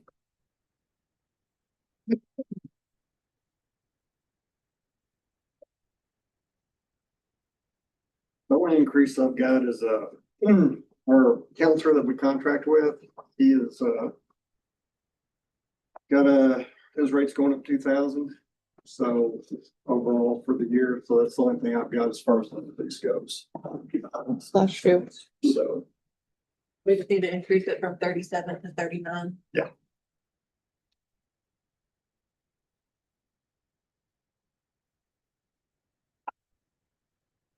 On theirs, I did split out their copier expense being paid out of their office supply line, so I did They're on cut one. that out so that it was uniform with all the other departments. Okay, any questions for Jeremy? So I know last year we talked about that detention line item. I knew you knew it'd probably come up again. Oh, I knew. So what are your thoughts on it? Since having a year to look at it, kind of how we talked last year. Well, I'll obviously, want to keep what I got. But, it's, once again, it's one of those things that's really totally unpredictable. So, right now I've got 2 kids that are in, placement. One is a grant bed, which is at Randall County, basically looks like, they have 8 beds that they try to set aside for everybody that's local, like local counties. And if that bed is open, then that's the first bed, or that's the first placement we try for. If we get it, then that's great. It's a grant bed. It doesn't hit the county budget. It doesn't hit my state budget. The second option is an RDA bed or regionalization bed. And that one is pretty much regionalization beds. They want you to keep it in the panhandle areas, say Randall County as well, or Lubbock County or Garza County. So I've also got a kid in a regionalization bed as well. That's another bed that is not hitting the local budget nor my state budget because we apply for that. That's what I've got going on right now with 2 kids. Now, if things were to change where I could not get that grant bed or I can't get that RDA bed, then that's where it comes back to having to come into the county detention line item and pay for it out of that. Those are variables that I can't ever predict, nor can I predict how many kids we're gonna have at one time or any given time. We've been really lucky to get those grant beds. right? Yes, yes, we've been very fortunate Yeah. to get the grant beds. Could we drop it to 50 just because of the 3 years, 4 years, actually, it's never even got close to 50,000. And then if that happened, we have the contingency. See, I think that's Jeremy's biggest concern is how hard is it for him to access the contingency funds? And I've tried to assure him that it is not difficult when there is a need. And that is definitely a As need. long as, what y'all constitute as an emergency and what I constitute as emergency to get that money. That's where I go back to. Right. So, because that's It wasn't so bad. important for me to be able to put my kids where I feel that is appropriate. for them. Absolutely. I know Promise you. I do have some kids that are definitely TJJD level kids. Well, that's a free bed, obviously. The other beds are pretty costly at times, depending on if you go to Maridale, which is that $850 a day rate versus, some others that, you're looking at probably average, I'd say $5 to $6 grand a month. Wonder why that was so much more. Do what? Why is that one so? Maridale is a specialty treatment program. And it's more for your youth who are, their challenges are a little bit different. Multiple needs. And that's in fact the kid that was in Maridale is now in this other RDA bed. He's just flat out not a TJJD kid. And it's hard for me to explain it to you unless you know a little bit more about it, but he's one of those that's not. And actually with that placement there, it's actually only a $50 a day placement, believe it or not. That one's pretty cheap. It's $1,500 a month, basically somewhere around there. It's less costly, but he is going to be a long-term kid for us as long as he doesn't get kicked out of that program. He's gonna be there till his 18th birthday. That's what the plan is. Now, RDA has approved, the state has approved that money in that bed for 1 year. We can then go in and try to re-up it again and see if they'll approve it again. I can't guarantee they will or won't. It's kind of up to them. They did approve the Meridale bed, which was $850 a day, because that would have been, that's a lot of money. But the state did pick that one up when we applied for it as well. So it's just, it's one of the deals you can't predict. I can't predict the number. I've got a kid right now that I can look at a kid on the caseload and say, this kid is looking like he's trending towards the direction of a placement. Is he there yet? Not yet, but we're getting pretty close. So I can't forecast stuff. Sometimes I'll get something that a referral this weekend that could immediately be a kid that's going to go to a placement based off the offense or depending on what's going on. So it's just hard to predict that. I think every department has to predict Yeah, things. you do, but you got kids involved in this, and that's important. So I think if you look over the contingency purchases for the last couple of years, that would go to the top of them. I don't think there's a problem with, I mean, that's definite emergency versus flooring or whatever else has been pulled out of that. And I get your distrust. Being here 6 years, I sense it. I know that. However, I say 50,000 on that line item. Just because it's business. That's how it works. I won't agree. I don't agree with 50,000, but I'll definitely, that's not where I want to be. Okay. So we can hash it out against or whatever. Thoughts for everyone else? Is everyone good with 50?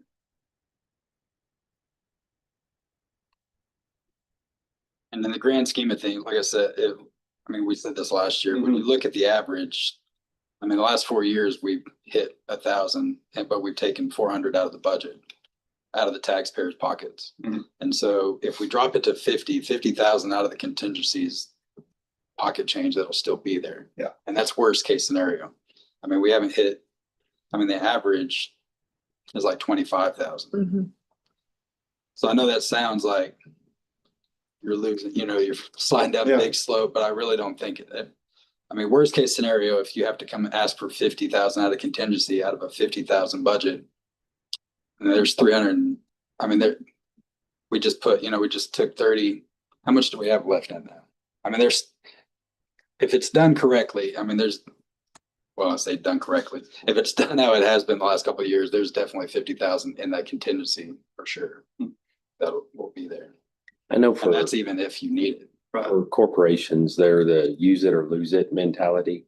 But government or organizations, nonprofit organizations can't operate like that but you can't pad a budget either because that's tax dollars. So there's a mentality of just, and I get the distrust. I get it.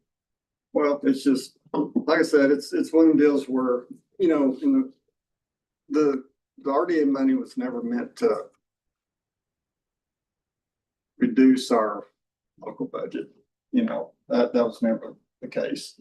But I understand the contingency and what you're talking about. And I don't necessarily have a problem lowering it. I just don't know if I want to go that deep in the 50 in the what we lowered to. I would be all right with 50 because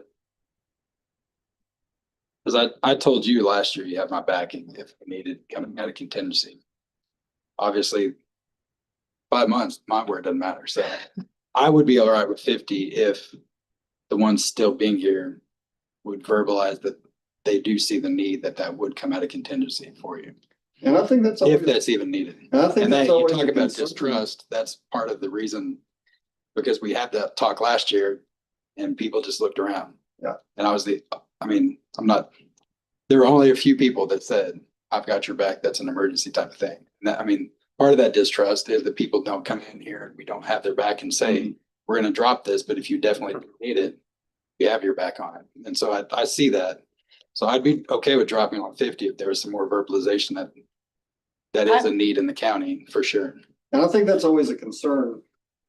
Like you just hit on 100%. that In 2 years, I don't know what the commissioner's court's gonna look like.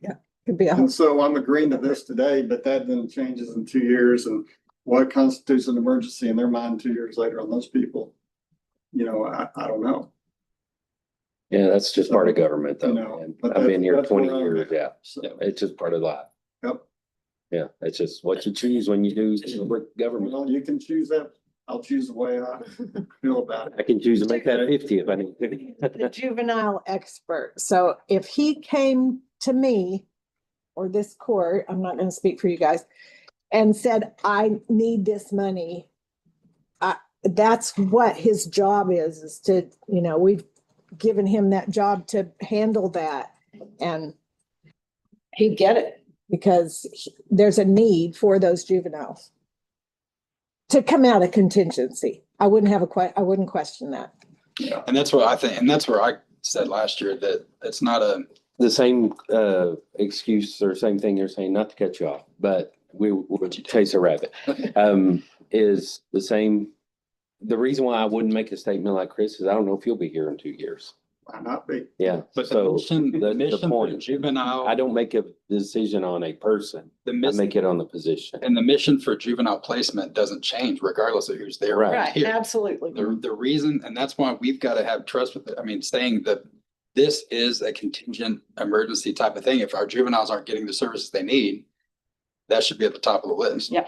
And so, Yeah, and I agree with that with Jeremy, but if another person comes in and they don't look at that extra funding from somewhere else, that's why I wouldn't make a statement. Right. but that's what I was gonna say. So If That they it's don't go about a out. position, yes. It's always about the position, not about the person. There are some departments that don't go out for priority. And Yeah, And we appreciate you. that you do. that's why I can't make a tell you statement that. like Chris would. And that's why you're seeing all that left in that detention line every year, is because we had 1 year, we had 5 RDA beds. That's a lot of money. That was, I believe, 3 years ago. So that's why you see the trend of so much money in that detention line. Like I said, biggest thing is that I have access to that contingency money when I need it for an emergency for replacement. Can I ask a question? Wouldn't that be something that we're required to pay by law? I mean, if you think that a kid needs to go into a bed, we're required I to. mean, who are we to tell Jeremy he's wrong? Yeah, exactly. I don't Well, if I know. go to the courts and I ask the judge, or we got a kid that needs to go somewhere and the judge is saying this kid is going, we gotta have the money to. Yeah, put 'em there. exactly. Yeah. that's why I'm saying, That's the only point. Who's in there? That's your whole point right there. They run- You can't say no. No, We have to provide those funds for them Yeah. because they are required, they can't. By tell you how law, many we people are have to gonna do die it. This year. Yeah. Yeah. And so it's So- kind of the same issue. We're just putting all of that what if in one place. Mhm. Rather than putting a what if over here for you and a what if over here for here, and that's kind of what the reasoning is. But I don't think that they would be able to deny you that because you're required to put them into a placement if you're ordered by the court.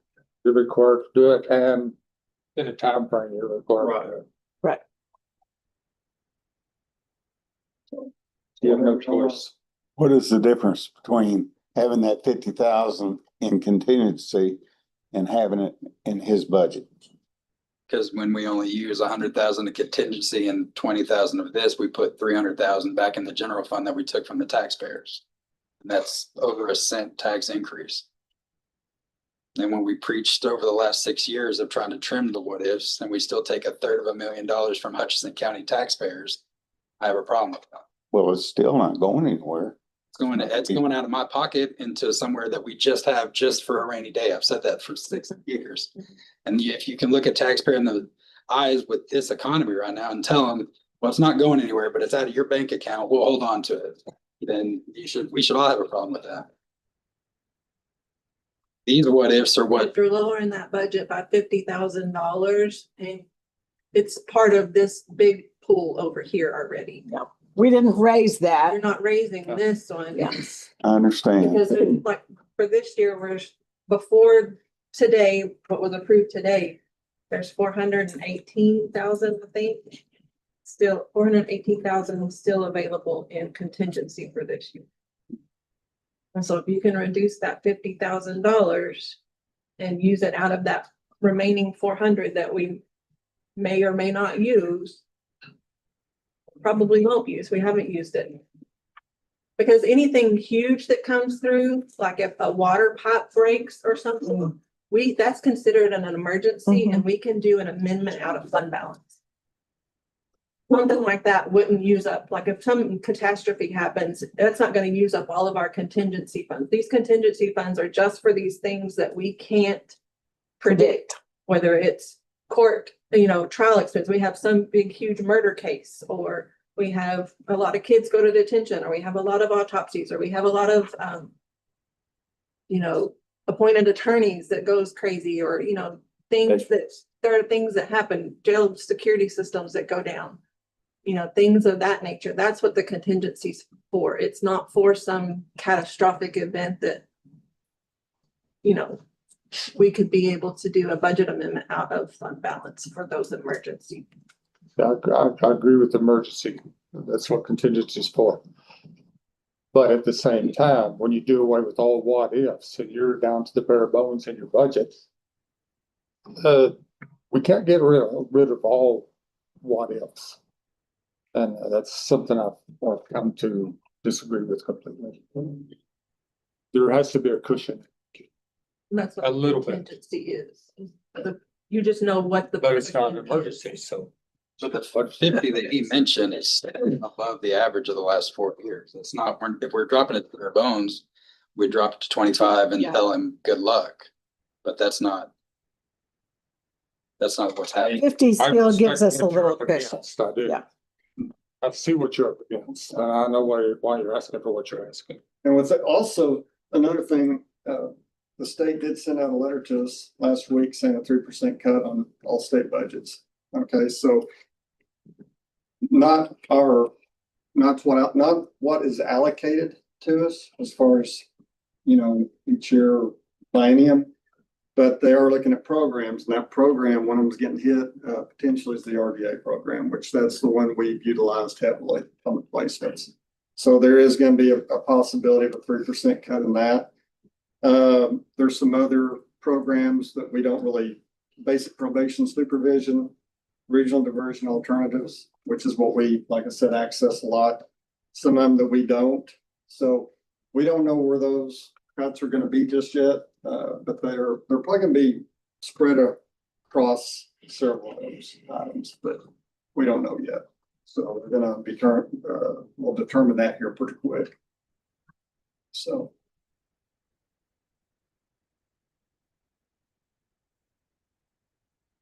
Okay. And the good thing about, if we landed at 50 and you hit 60,000, you get 10,000 from contingency, then next year, I don't see anybody coming in and saying, well, we shouldn't raise it. You just say, I want to raise it to 75, or, you use year after year based on the budget. Is that, like he was saying that the use it or lose it, once it drops to 50, if there's justification to raise it the next year, and then it's on the table. The data's there that you needed it. But as the data now, the average is less than 30,000 for the last 4 years. I know that sounds scary, but the money is there. But if we just have all those surpluses in different budgets, it definitely balloons. Y'all have any other questions for Jeremy? Okay. Well, am I making it 50 or? Everybody's thoughts? Right. I'm good with that. Chris is good with that. Y'all, thoughts? I'm good with it. I'm suggesting it. Ben?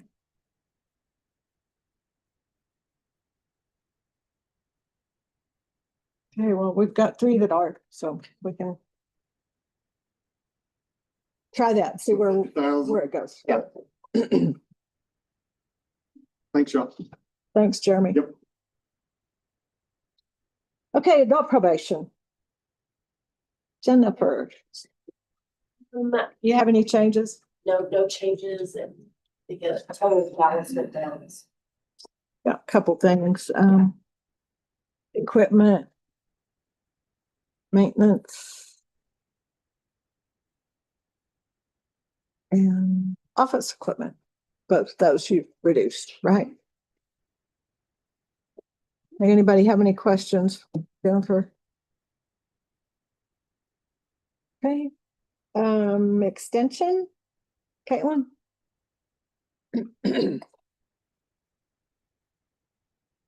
Thank you for being here. I know y'all are super busy. Thanks for having me. We just have a couple changes. We asked for an increase on the fuel allowance. Because I plan on attending all Texas major stock shows, which would include Fort Worth, San Antonio, San Angelo, and Houston. And we have kids going to those shows? As far as I know, yes. Yeah. If we have kids there, then I'll be there with. Okay. Also an increase in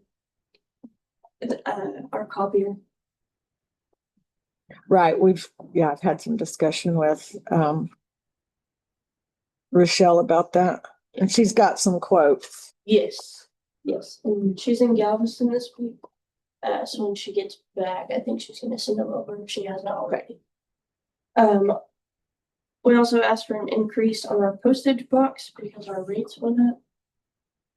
And then increase in the ag agent supply. That way I have a little bit of money to do youth and adult programming since I'll have to do both. That's all we had. Hey, anybody got any questions for Caitlin? Okay, thank you.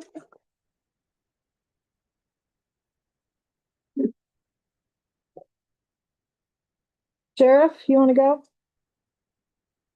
Just anxiously awaiting back there, aren't you?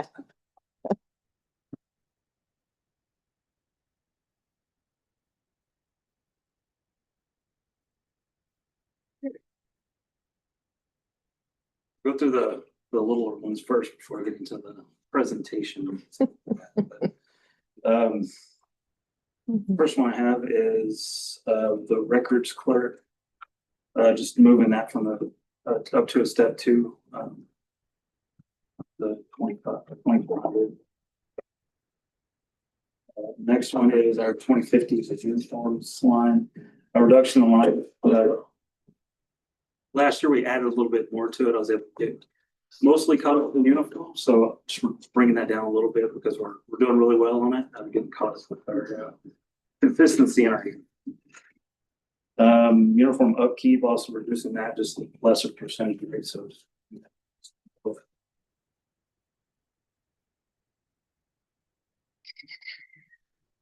yeah, 1,000 in uniform upkeep. Tires increased just due to high percentage of the budget being used. Getting the guys out there driving around more mileage equals tires. So just increase in tires, I think 1,000 as well. How many tires does $1,000 buy? It's a set, so usually right now we're running about $850 per set. So okay.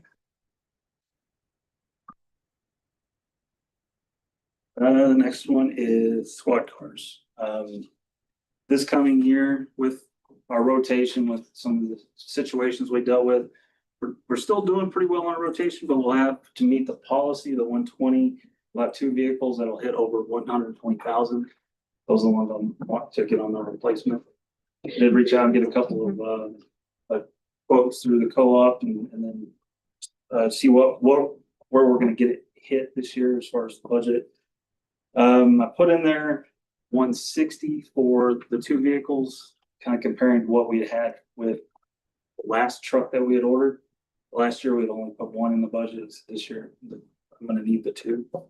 But at the 160, when the quotes came in, it's actually hitting a little bit higher. So I need to move that up to 170. So quotes, they're coming in right around 84, 85,000 as far as fully equipped, fully upfitted vehicles. But increasing 10,000.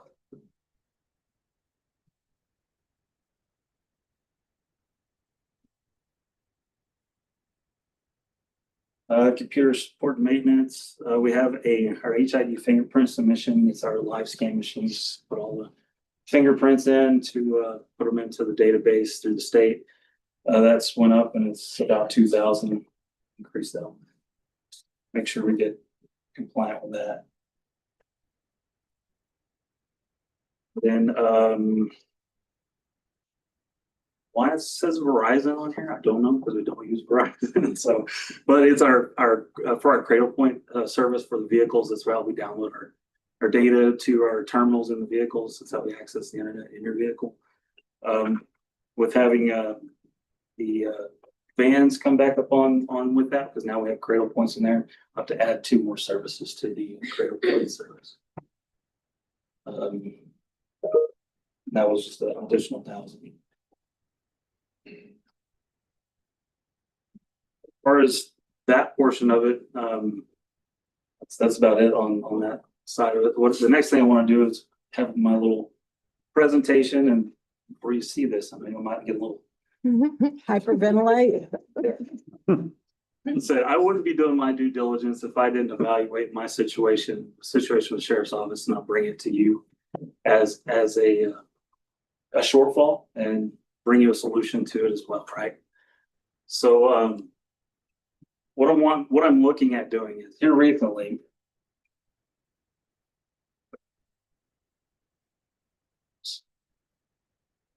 So the purpose here is approval to add a full-time deputy position to the sheriff's office. This position would specifically include courthouse security, warrant service, and civil process. These positions is designated to improve courthouse safety, increase warrant service, and provide more efficient civil process while maintaining patrol coverage throughout Hudson County. So here recently we had, and I brought this to y'all as well, that we had a courthouse security policy that was updated, and some additions that were added to that, which put a little bit more on that courthouse security position on what their job function is within the courthouse, and what sort of restriction people have when coming to the courthouse. In that position, in this specific position, especially with that policy, it pretty much locks him down to the courthouse. I can't utilize him for anything else other than sitting in that chair down. For a full-time position, I mean, it is very important that we have the security, but then I can't utilize him for anything else. It's a singular position for one thing. By adding a additional person to this equation, I'm able to adjust and move around that position to do other things that the sheriff's office also has to do, which I'll get into that here in just a second.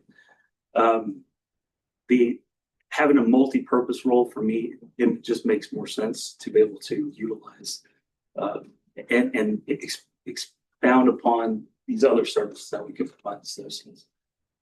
Excellent. Sheriff's Office has experienced increasing demands in 3 critical areas: courthouse security, civil process, and warrant service.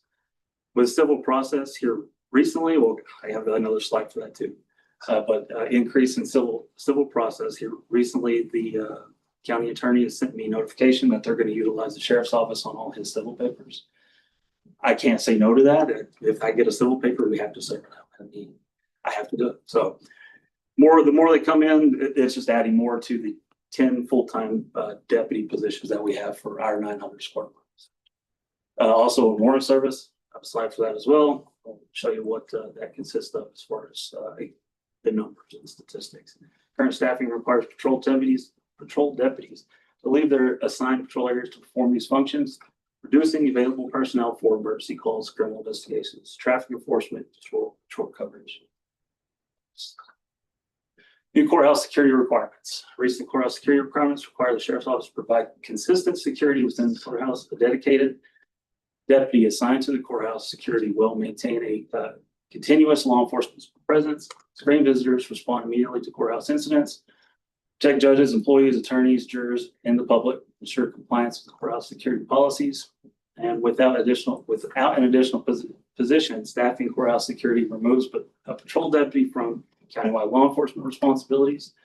They said we do everything we can with the 10 full-time deputies to make sure that I have, and I'm not going to say the number just for security, but the staffing minimum to make sure these guys are safe when they're going out and doing their job. This position is designed to maximize productivity when courthouse security staffing allows one deputy to will remain assigned to courthouse security. The second deputy will serve civil process, execute arrest warrants, assist the courthouse with operations, transport prisoners when needed, including mental health transfers. Huge deal for us right now is constantly doing transfers, especially in mental health situations. We're in a mental health transport situation, it could take a deputy off the street for their entire shift, which provides logistical issues for us as well as staffing. And then also assisting patrol during any large scale emergencies like wildfires. Current warrant volume, just of the Peace Corps, have 883 active outstanding warrants. One thing that we could do with this position is having that person that could go out and make contact with these people that have these warrants. That, hey, you got an active JP warrant. You can either go to jail, or hey, we can get you up to the JP's office. You can get that paid. Trying to get some voluntary compliance with some of these warrants to try to get some money coming in these warrants. They're just hanging out there. And I said, with the staffing that we have, it's difficult to dedicate somebody just to go out and run warrants. County court, 146 active outstanding warrants. District court, 75 active outstanding warrants. Outstanding warrants represent defendants who have failed to appear, individuals avoiding court, delayed justice for victims, and reduced collections and fines and court costs. Civil process. 2025, 353 civil papers the sheriff's office served. 2026, as of July 15th, 257. Hudson County Sheriff's Office is statutorily responsible for serving civil citations, protective orders, writs of possession, executions, evictions, subpoenas, temporary restraining orders, and other court issues, civil documents. Civil process workload, 2026 is already approximately 73% of the entire workload of 2025. Based on the current pace, the Sheriff's Office is projected to serve approximately 478. So that's just all averages and estimates, but that's a 35% increase in the overall amount of civil papers already. Then you go to the next one. Current patrol deputies and frequently assigned to courthouse security, civil papers, warrant service, prisoner transports, including mental health. Each reassignment reduces patrol visibility, response capability, law enforcement coverage, and officer availability.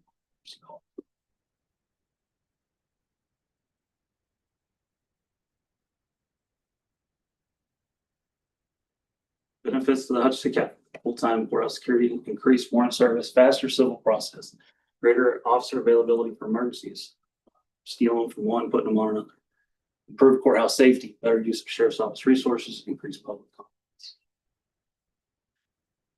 This position improves efficiency by allowing deputies to perform multiple essential functions rather than relying on a full deputy to leave their assigned duties. Expected outcomes include increased warrant service, reduced warrant backlog, faster civil process completion, more patrol coverage, faster emergency response, and improved courthouse security.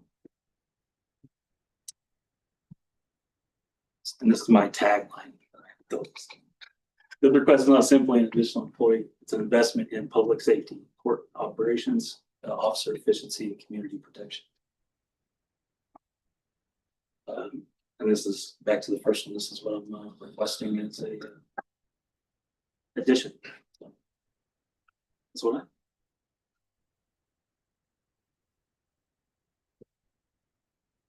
Questions for the sheriff? So I know it really probably doesn't have anything to do with, but we heard the JP's papers have gone up. The constable, Angelica's told me she's serving tons of papers. Is this just the trend that's going to be? Everybody needs employee assistance serving papers? I'll say just looking at a trend past, especially right after COVID, it seemed like there was it continuously keeps the increase as far as civil service, especially with citations, writs of possession, evictions, things like that. Yeah, it's the trend is been consistent. Okay. I don't know how to stop it. Oh yeah, you don't have to stop it. I just I have an issue, or I just try to find a solution for it. I know the JP's asked for assistance Heart Rafts asked for. Theirs wasn't for serving papers. There was just for when they were out, they wanted a floating clerk to answer the phone. And Yeah, getting papers ready to serve. Yeah. well, take payments, answer the phone. Then also looking at, I have reached out to multiple counties just to see what their situations is similar to ours. So looking at some of the statistics as far as like Gray County, they have 14 patrol positions. We have 10. They do have also 4 part-time patrol positions, and they also have 2 full-time. Moore County had 24 patrol positions, and then kind of modeled this a little bit after Moore County because their situation seems to work well because they do have 2 courthouse security positions where they do this similar thing. They'll do civil service, one is security. There was a high-profile court case going on, so we're going to have one not too far off. It's going to be a bigger one. Those 2 people can be here for courthouse security as well. So the Moore County model seemed to work really well for them. That's kind of what I brought. Okay, thank you. How many reserves do you have? I don't have, but well, only have the only ones I reserve are bailiffs. That's it. And that's would be Evan Munoz, Jack Doobie, and then Caleb Massingill from the county court. We did have 9 when I started, but that's a lot of paperwork, a lot of stuff we got to do for something that I really don't use them for. When they're not bailiffing, do they do any of that? The warrant service, or I mean, can they? I'm not advocating that's the solution. I'm just asking. I guess they could if the judge will allow them to. But as far as with me, no. Any other questions on that one? So I got a couple.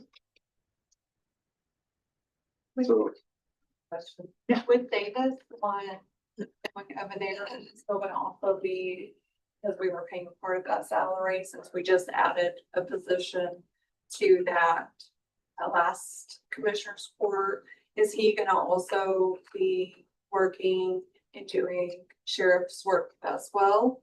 yeah, so as far as the contract, his primary job duty is the school. When the school's in operation, he's at the school. Outside of that, and we'll have to, as far as the way we ensure that it's his vacation, be mostly taken when the school's on session. And then when he's not taking any vacation, working in other assignments. Okay, just curious. Yes, but that is another point. That is the as far as the 30% of our portion that is also budget for this. 30%, and then we added that new position. So really, we're paying 30%. That was added to your budget last commissioner's court. Before you move to the next one, so you said kind of based it on Moore County. Moore County doesn't have constables though either, do they? They do. Okay. They were one of the ones who got rid of the position. Well, the next one, We've got one. I don't have a slideshow. Dang it. I know. So this is something we also talked in our policy meeting. We were talking about vacation and Sure. okay. I had to give one. I can grab first. Oh, here. After, no problem. No, no I'm problem. good eyesight. Yeah, Kelly and I can share. We talked about this in the policy meeting about how the sheriff's office is it's kind of a special little animal when it comes to scheduling and time off and whatnot. You know, sheriff's office is 24 hours, 7 days a week, 365 days a year. But with scheduling that with the amount of people we do, we also have vacations, holidays, comp time, sick leave. It's also thrown into that equation. I know obviously with the line of work we do, comp time is, I think we're the biggest accumulate more comp time. Okay. So,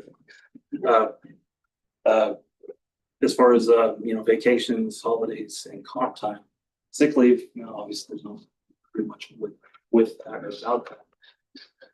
But, holidays, whenever a holiday, how the sheriff's office works, when a holiday, takes place, that holiday is just on the books and the deputy or jailer get to schedule that holiday and they have 90 days to schedule that holiday on the schedule.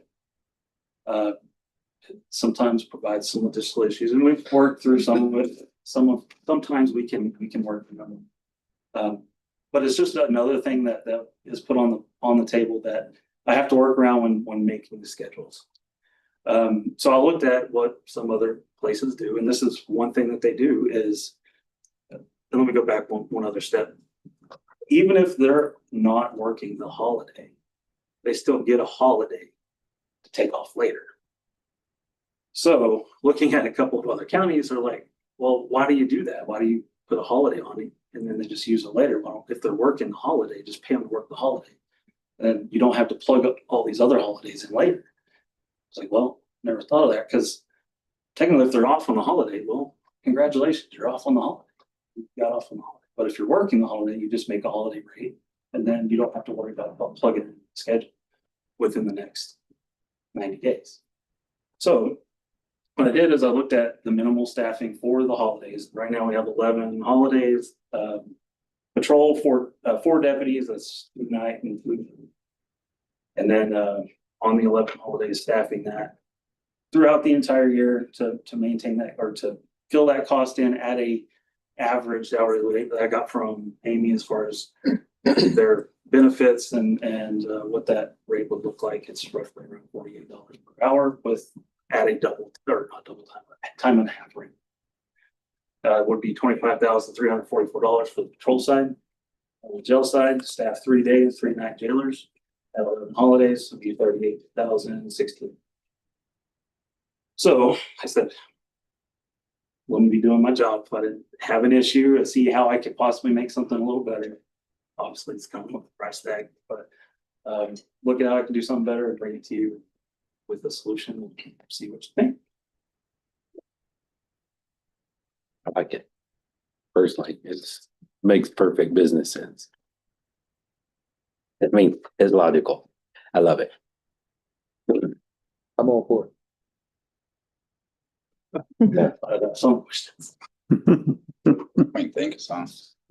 Let me think. You want to think of something? I'm working on it. Good. I don't have any questions. Yeah, I love it. Seems like, On that, I would just create like a overtime line item for that, or would it just be added into like the salary line item? I don't know what it is actually, to be honest, so I don't have the paperwork. Let's see. So I kind of roughed it at 70,000, just, it's a little less than 70,000. Sure that Instead of being broken into jail. But then you break it into jail. Two different departments. So sheriff has the other compensation line item that it could probably go into Yeah. I mean, that would be y'all's. For that ARP. But you're That'd be really, y'all's world, whatever worked best for y'all. it would just be added to the salary portion though, wouldn't it? No, I would. Because you want it separated. It would need to be tracked because it's overtime. Yeah, it's So gonna be overtime and having. it'll have to be tracked for W-2 purposes. So I'll get with Amy and we'll figure out the best way to track it. everyone agrees we should add that? Yeah. Good with that? Yeah, I love it. Okay, thank you, Sheriff. Did you guys have any other Well, questions? the only question I had is, so you showed us on the PowerPoint, what's your salary? You're asking for that position. Oh, well, so I used the salary we just did with the SRO. Oh, okay. And Is that Amy? that's retirement and vacation. Starting Yeah, that was the, initial point. and this is what we, like I said, what we used for the SRO. Okay. Full total amount. That was 95,892. That's everything. That's benefits and everything. Yeah. Benefits were, everybody's benefits were a little bit different whenever I got this, so I just averaged those out. That's their base, like the 68 or something. Plus, Yeah, so plus benefits. But that's subject to change down the year, as it would be tiered into tiered thing, right? Okay. Yeah, as far as, well, on the other, Addition. this is just for base on the SP stuff, that's gonna be completely different. All of his or her equipment and all that, you already have budgeted. I have, so we do, whenever we purchase some equipment, I have a lot of stuff that that already have, so. Okay. Outside of, the vehicle situation, but if we get these two vehicles purchased here, I'll still be fine. So with you all now serving all of the county attorney's paperwork, how much of an increase do you expect that to be? Just as of right now, we're at 35%, so we can look at about 150, 200. Who was serving that before? Was it the constables? I'm assuming. You don't know for sure. I just know what I'm doing. As far as what we're getting in, we're getting in more, quite a few more. Okay. Now, and I could be like, nah, sorry, I'm not taking those. And you can't. No, you don't have that option, so.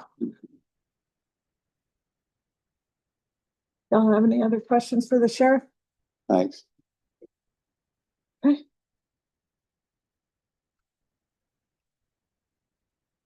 So are we saying yes, add that position or not? Nobody said Boils anything. down to is getting better services to the taxpayer or not adding it and not giving those services. I say add it. So The white. I want to give the services to the taxpayers, and I say add it, Me too. because if we don't, you gotta cut some.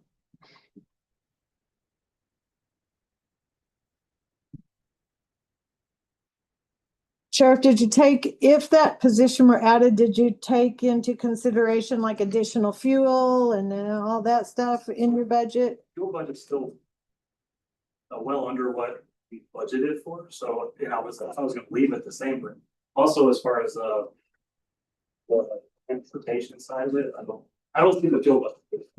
As far as the equipment side of it, I got that accounted for. Just the fuel budget, I think we have enough. Do you feel any limitations by that fuel budget? Like, I'm not gonna send, Whatever, so obviously, like, kind of in the same situation as some of these other departments, if I know that in the future, if like, we started getting close to a fuel issue or we're not being able to put fuel on patrol cars, obviously I'm gonna come to the court, we're gonna see if we get, contingency or Right. whatever the case is. But I mean, as far as what we're trending right now, everything's fine on my side. I don't see an issue. Okay. I promise I'd definitely come to you if we're getting close. Okay. All right, thank you.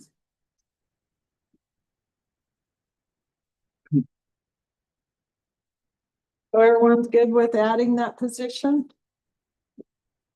Yes. Oh, Okay, all right.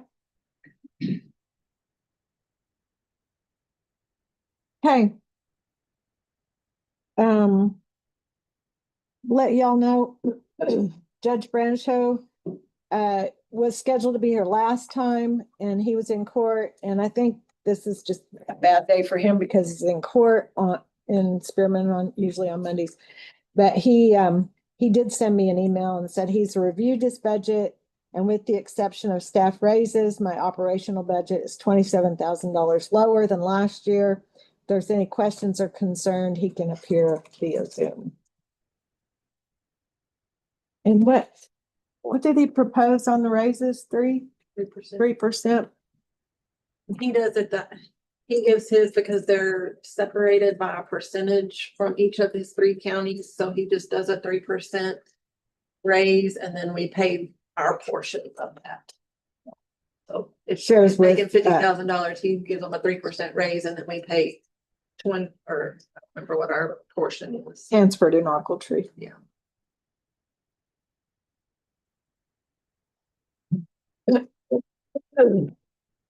And I'll just need to update, he's got this public defender line and his 9th administrative dues.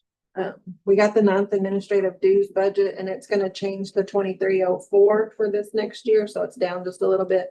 And then we'll get that public defender and I'll update it for, I'll get it.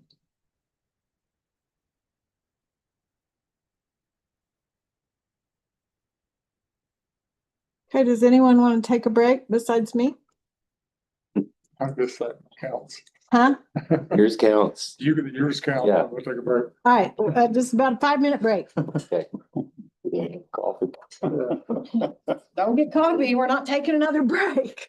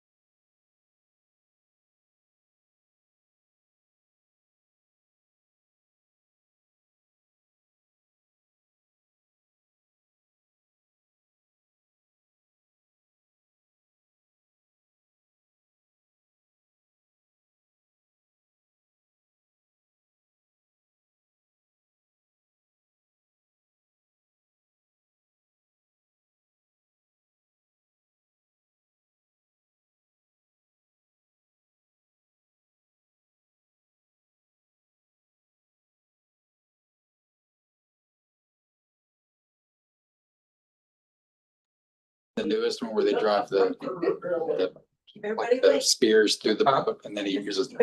Oh, I Oh, no. put my jacket on. He goes across. I like it. Cool. They just press the putty. That's great. I mean, the old. We might have to replace it.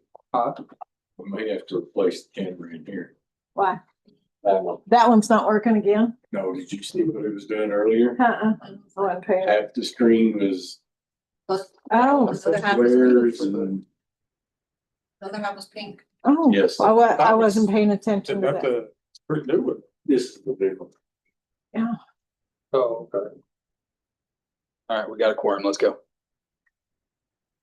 We don't have Kelly. Just talk into the microphone. She can watch YouTube later. You're on. That's good. Forever. Yeah, we're on, so No, I'll go holler at her. she can watch it later. Yes. Gary, let's start.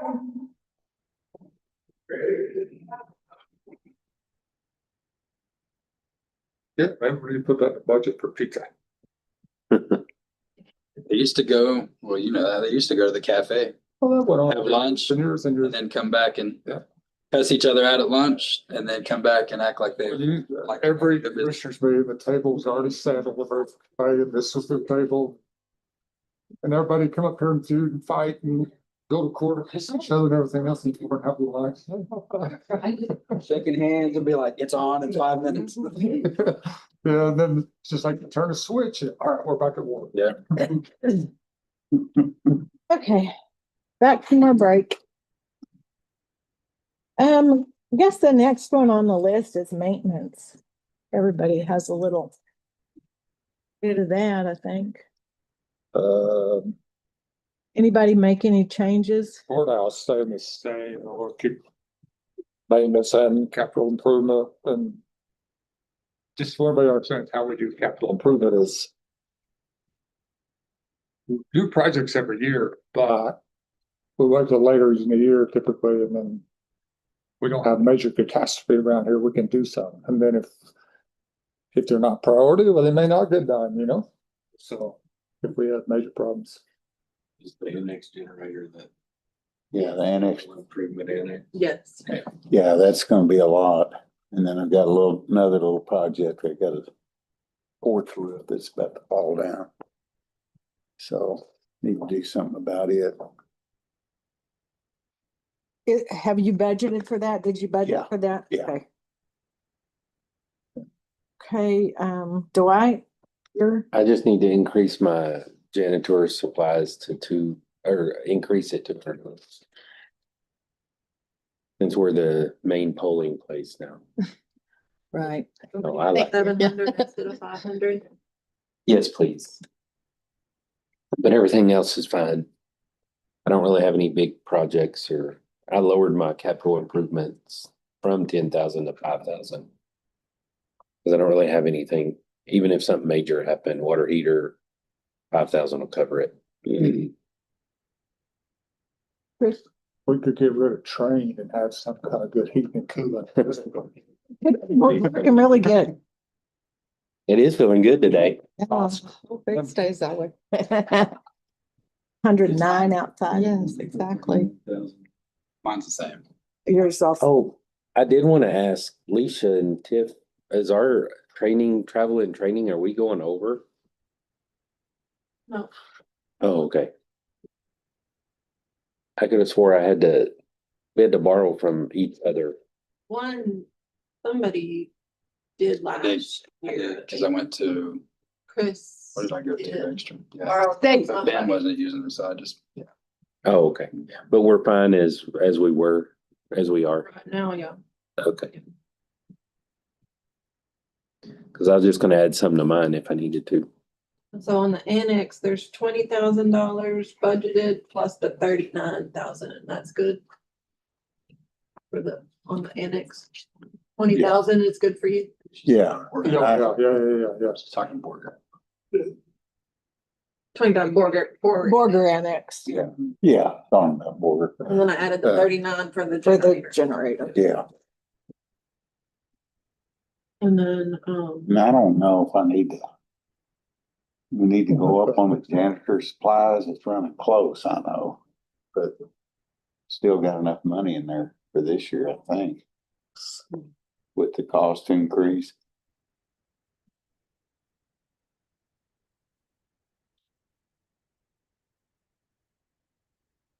I would say it's fine, and if you needed to move some from capital improvements, because those like in my presentation from 25, those capital improvements are getting like used 1%. So everything that we budget, we're only using about 1 to 2% of those, so I would leave it the way that it is, and if you do happen to need it, then you've got that capital improvement. No. Unless you know I want to redo a sidewalk this year. I want to redo this year, Well, if you have something. I know I've got that porch to look at. I don't want it falling down on somebody.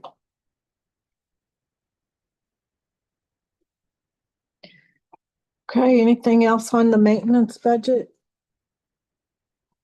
I'll just point out that I did up the boiler and elevator expense because we have had to move some money into that. I'm up to $5,000.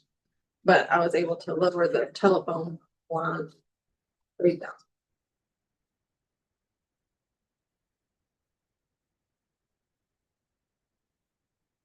Then we upped the courthouse utilities just a little bit.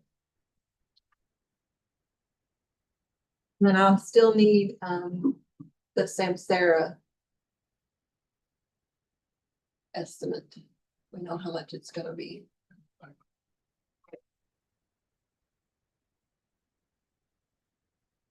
Okay, anything else on maintenance? Okay. Non-departmental.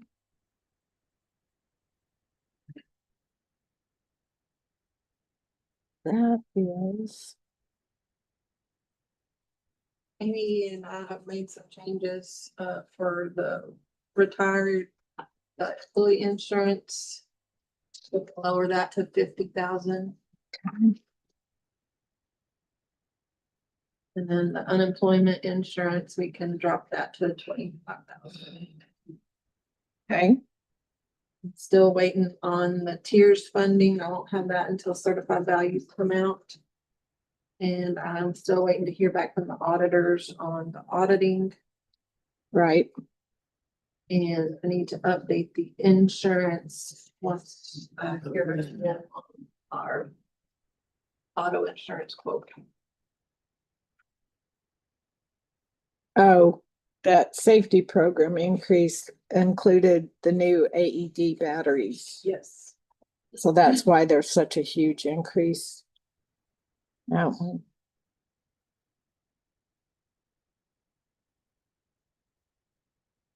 That's replacing all of them, right, Alan? It's replacing batteries and pads. Mhm. Okay. And let's see. I up the employee recognition a little bit. Because the prices on the catering keeps going up. On health and wellness, we've never hit $1,000. Well, we did on that one day. What's the vision for that? Like, what does that go for? So basically we get that money back from TAC that is our benefit rewards.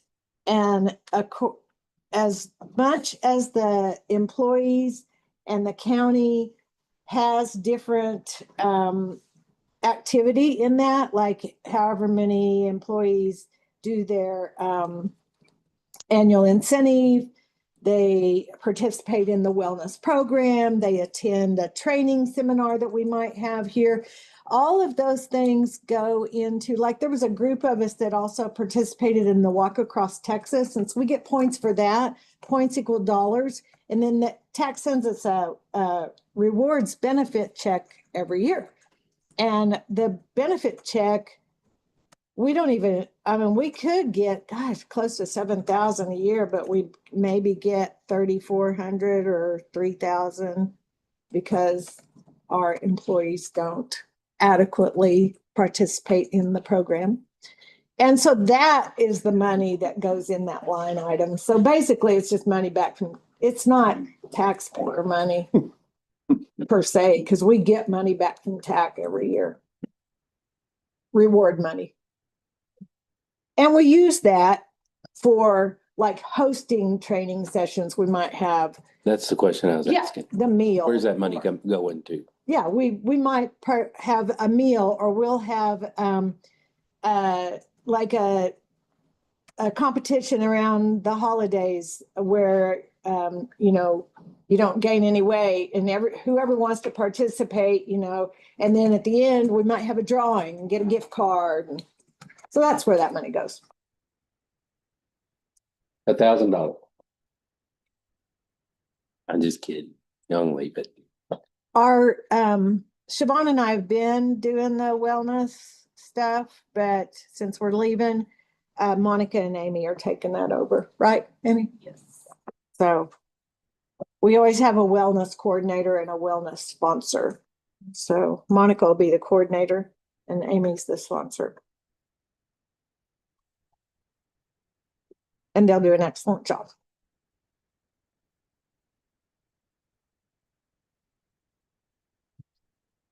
What else? You guys see anything else on that non-departmental?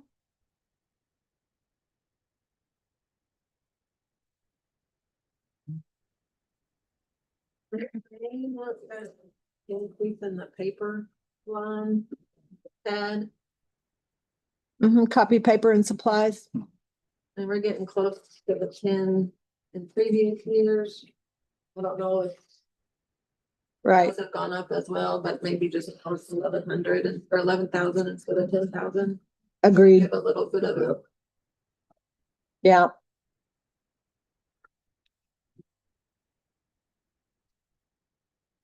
Okay. Anything else?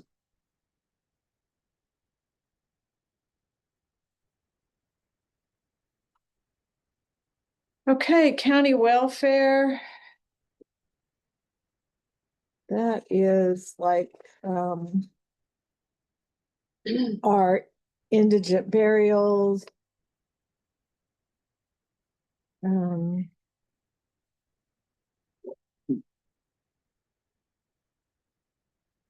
Did those costs go up? No, Burials? so we pay $650 for cremation. That's basically all of our costs. Yeah. To other organizations. Yeah, not the nonprofits we contribute to. Hutchinson County Soil and Water, Texas Panhandle Mental Health, Senior Citizens, Food Bank, Hutch Cares, Panhandle Community Services, Crisis Center, and then that's not. We don't use that. The Haiti Protection.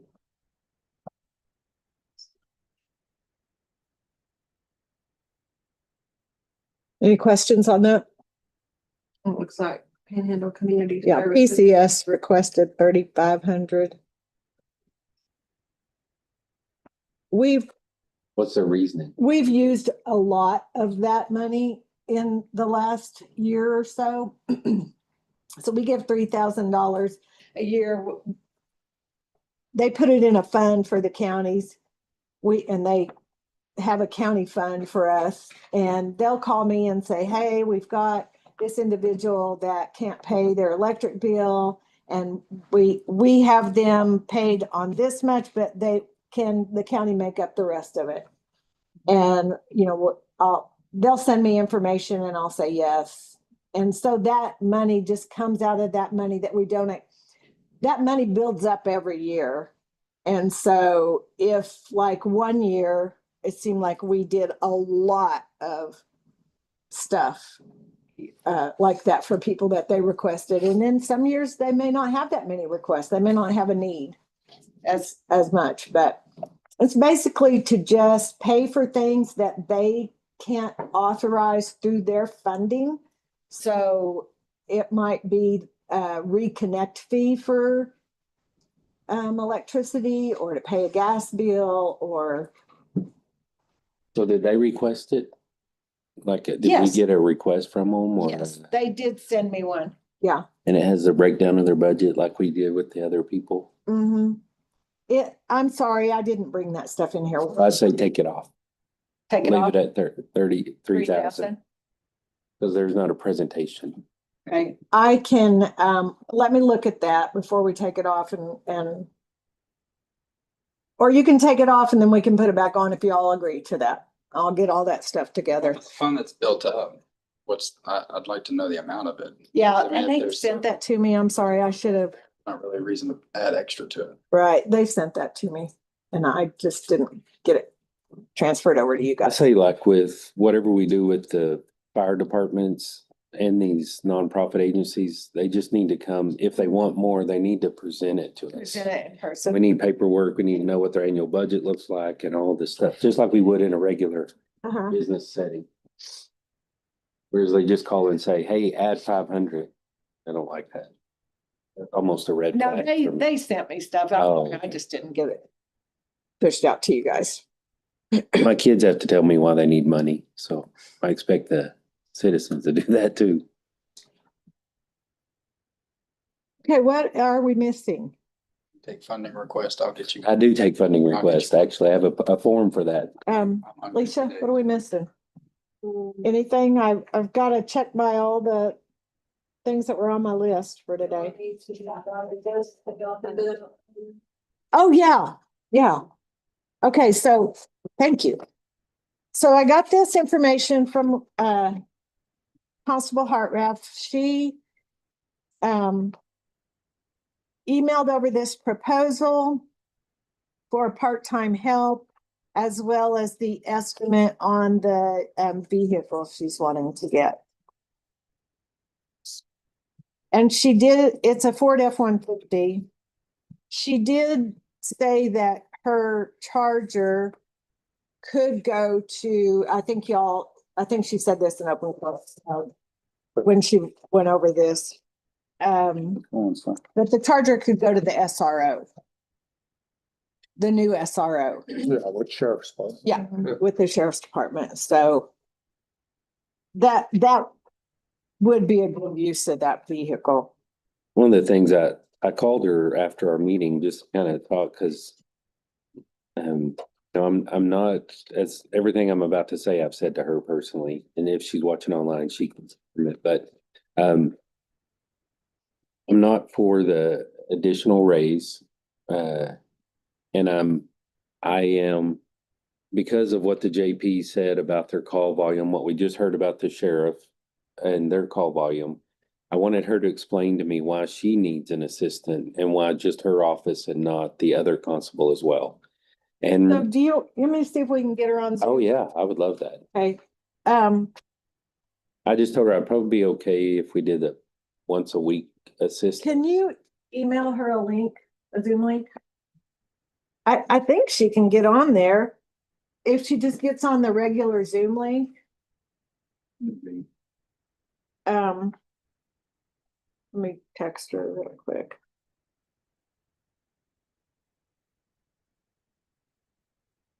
But in our workshops, we're supposed to tell the departments what we want their budgets to look like, right? I mean, I know I've been doing this 6 years, but we've morphed it quite a few times, so I'm not for sure.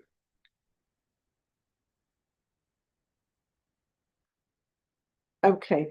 Yes, she's gonna try to hop on, and she may just be able to get on that regular, it's just that, If she pops on, I can. yeah, let her in, yeah.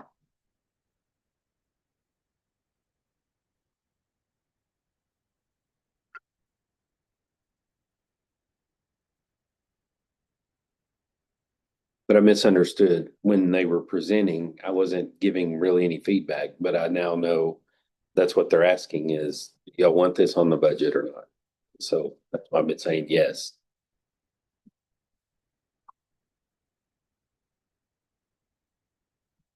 And y'all need to know so y'all can set it up. So we have something to look at.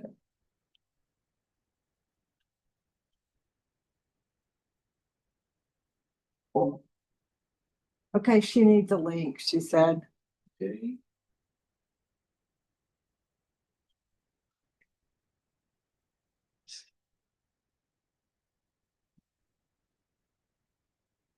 Go over there where the three little dots are on that blue thing. Yeah, see if it'll let you copy and email that to her.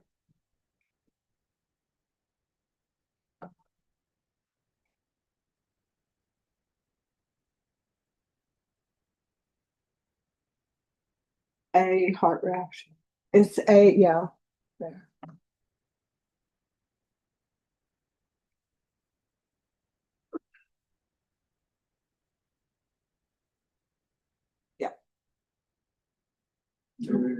Wow, look at there.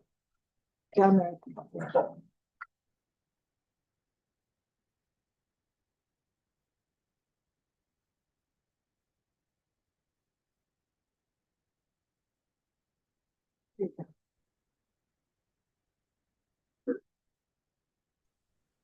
Angelica, can you hear us? Yes, can y'all hear me? Okay. Okay, did you want to start over with Yeah, I that? can start over. I was just telling them our phone conversation, what I said to Yes. you. That basically where I was standing on so that y'all could get your proposed budgets in is I was okay. I'm not gonna push for the raise, but I'm okay adding the part-time, but having them shared amongst both constable positions. Because we're doing that for the JP, I would be okay to do that for you guys if that seems like there's a uptick in all these citing. And you told me that some of the stuff you're getting now is the e-file where civil papers will be sent to you to be served by an e-file, and that you have to serve those if they come in, correct? Yes, that's correct. So I get things through e-file, I get things through the mail. A lot more civil process comes to me by mail. I receive all the district clerks, or the district judges, that come from the district courts, paperwork. The county attorney, for no reason that has been explained to me, has decided to use the sheriff's office, which that just recently changed because I was not taking any of the county attorney stuff because they did not send it to me. They sent it to the sheriff's office. This has only been maybe a year or so ago. And they decided to go back to the sheriff's office for whatever reason, which is fine with me because it's not very much civil process extra. Actually, I'm getting more from, out of county and actually more from the JPs. Like I said, I get stuff from district courts. So yeah, I get plenty of civil process. Anyway, I was just saying so that y'all could get your budgets done. I would be okay for a part-timer that would be a floater also for both constable positions. So the only issue I have with that, and I kind of discussed that with you, is that they have to be commissioned under my office. So they would have to be double commissioned to also work for the other constable. And I haven't heard anything that he's needing extra help with his civil process. I don't know how his department works. But just like as if the sheriff's office, that's why I was telling y'all before, if I'm gone for whatever reason, I want somebody from my department because my department's the one that's liable for it, for that civil process whenever it comes to our departments, just like the sheriff's office is responsible for his civil process. And so I just don't feel like that'd be a good idea. If y'all wanted to give the other office their own, I would be okay with that. But just because of the commission part of it, I don't know how that would work other than it being a dual commissioned. And then also I do see an issue arising with somebody, because I have a reserve that's fixing to come on. I haven't spoken with them yet to see if that would be an option, but You're I gonna have can't to- say that they would be. Angelica, Do you're what? gonna have to repeat that because you kind of froze. That's the important part. Yeah. I'm sorry. What is the last part y'all heard? They'll be dual commissioned. Still commission We're something. talking about him being dual commissioned and then, It said the main issue that I see is, and it cut out. Okay. Another. The main issue that I see is the person that I'm going to be hiring. I don't know if they necessarily would want to be working for another department or not. So there's that conflict as well. So I don't I don't know how that would work. I mean, if the other constable wanted their own position and hire their own person that would want to go work for them, then that would be on them.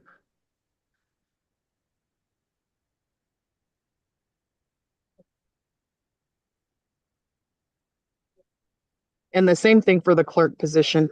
Like I said, even with the deputy position, the clerk position, I mean, if I hired somebody that may not necessarily want to go work for another office, I just don't know how that would work. But I mean, if y'all are wanting to give him a position, I mean, that's y'all's decision. I'm doing this because my office is seeing that increase. I'm needing that extra personnel. I mean, I'd love to get an extra personnel just like the sheriff's office. I saw the presentation and, you know, they're not serving really any more than I am with however many employees and deputies that they have. And it's just me without a clerk, without no other help. So I would like y'all to take that under consideration as well. I don't have a problem giving the part-time just to one, because I mean, you said that earlier. Okay, so, If they expect somebody to get something, then they should be here to advocate for it. yeah, she's asking for two part-times, a part-time clerk and a part-time reserve to help serve papers.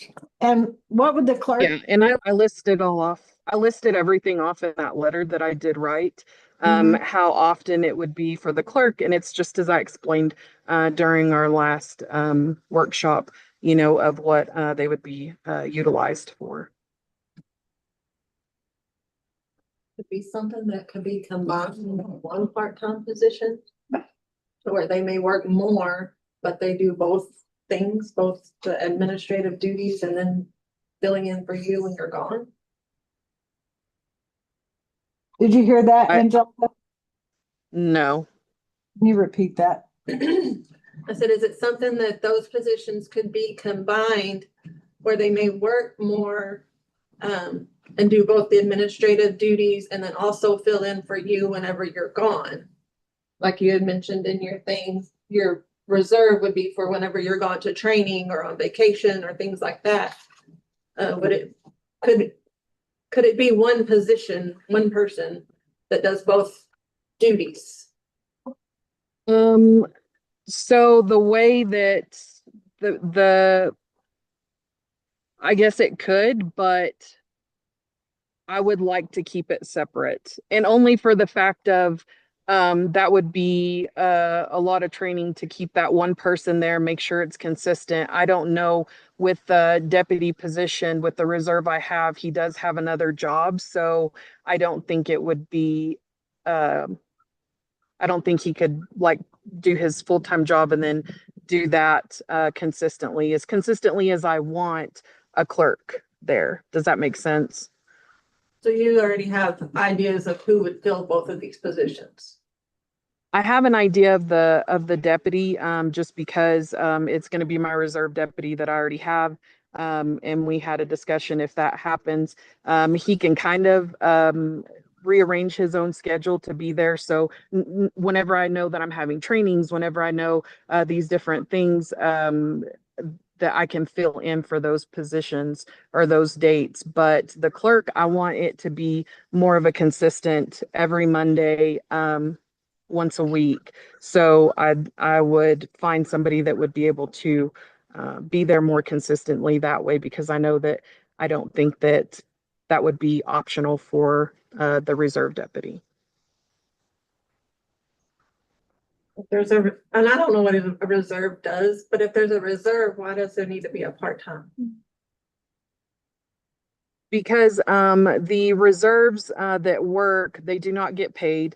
They do not have to be commissioned anywhere now in the state of Texas. They can hold their own commission. So the position would be paid, so that way I could help, get more help as far as, having those certain days that I need to get filled without somebody saying, well, this is just volunteer work. I don't have the time to do that. And I'm only allotted per whenever we got this reserve position, I was only allotted the one reserve. So it's not like I have 2 or 3 people I can call. to ask them, hey, can you come in? Can you help me fill these spots or whatever on your volunteer time? So it's just like anything else. I mean, it always helps whenever you're getting paid and you're getting people in there to help fill that.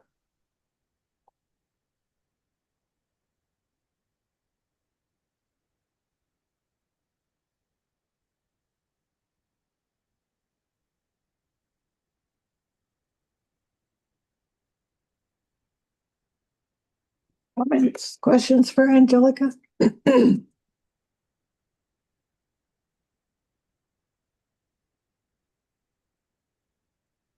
I'm all right with the clerk part-time is what I was saying. And I'm all right with just her office because gotta justify that it's needed and it hadn't been justified by another party. Well, it hadn't even been requested. Yep. So.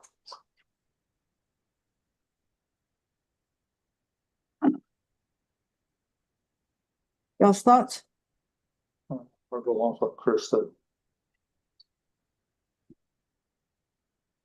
Agree to a part-time clerk? Yeah. Okay. Angelica, did you do what? Did you have, you also sent the quote on the pickup? Yes, it should have been attached to the email. Yeah. So I know y'all just said that y'all agreed to the clerk, but what about the deputy position? No, I don't think they're agreeing to that. No. So my question is how is it justified for the sheriff's office to get more help whenever they have more civil process and I'm having the same issues, and this is only going to be a part-time.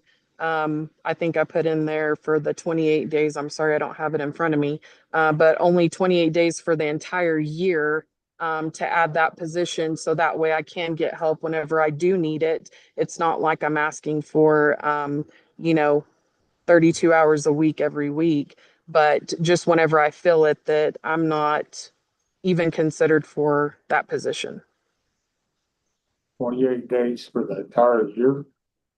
Yes, for the entire year. No, the 52 is for the clerk. So the deputy position would only be 32 days or 28 days, I'm sorry. I believe you'll have to look at that paper that I sent you because I wrote it all in there. I'm sorry. I was kind of going back and forth on the days to have them, but I was trying to count how many I would need just to help with vacation time whenever I do have things going on that I want to be gone, whenever I do have court, because during truancy also, whenever I have to go out and do writ of attachments, I don't have any other help to sit in the courtroom to help manage that while I have to go pick up people or kids or, parents that don't attend court, or, if I do have to be out at training whenever the courts have court going on, or, what have they done just in the past?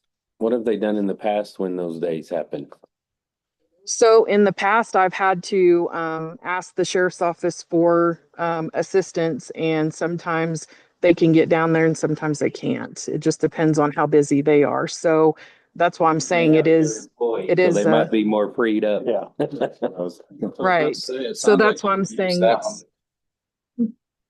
it's becoming more of an issue. And I mean, it's not like I haven't asked before, and this is why, it is frustrating for me, is because I've asked for this in the past and every year I get turned down, and then you're asking how I, manage through it. Well, I mean, I don't go on vacation. I don't get to go do, certain things. I, limit myself. I'm answering phone calls while I should be in training learning because I'm having to take care of my entire office by myself. I mean, the constable's office is the only office in the county besides the commissioners that don't have any kind of secretaries, anything like that. We're, just solo.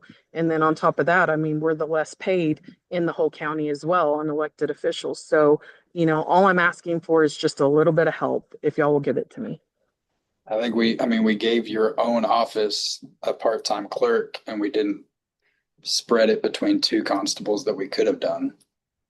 Right, and I And I think appreciate with that, and I but think with the amount of, if you take that and you take this next year and see where your numbers are and justify if the new position that the sheriff's office is not able to help you and the numbers go down from the county attorney to that sheriff's office, if it's still a justification, I think that would be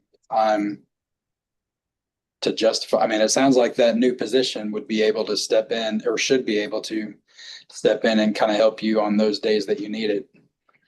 Because it's not going to I be mean, there. that's a conversation that, me and the sheriff would have to have. I don't want to speak for him or say that I can pull that person whenever I want to. I mean, I just wouldn't do that just because that's a whole nother department. And, I've been doing that with their clerks and, clerks through the JP's office as well. I'm not asking you to speak on their behalf. I'm saying now that has been added, use this next year to make the numbers, the workload, and see where that sits on just those few days, because that person's going to have a lot of time, should have a lot of time to do kind of some of the supplementing duties that you need. That's what, my point was with, having somebody in my office, because it is my responsibility. It's not the sheriff's office responsibilities. Correct. But I respect y'all's position on it. I just want y'all to know, and I just want to make it public that, my office is suffering. I've been asking, and it seems like, we have others that go up here and ask for things and they get it without question. And then I come up and it's always a fight. So I just want that on record. You still want the clerk part-time? I will take the clerk part-time. Okay.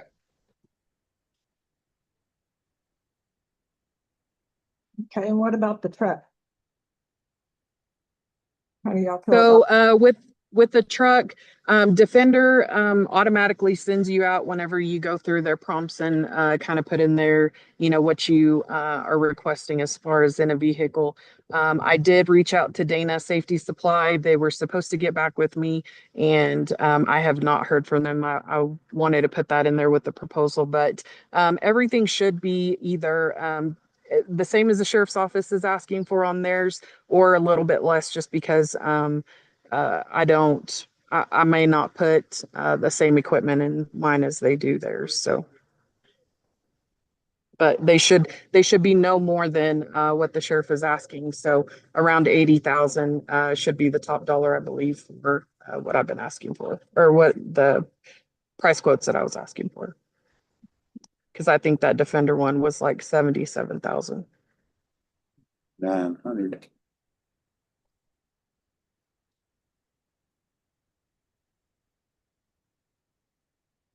But that would transfer that my vehicle directly over to the sheriff's office with that.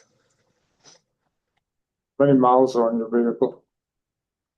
45,000. So it'll last them quite a bit, and just utilizing it between the schools, that should keep that mileage down as well. But that one's already outfitted. It has the equipment on it that was pulled from the sheriff's office already. So, I mean, it's just donating back what they've donated me.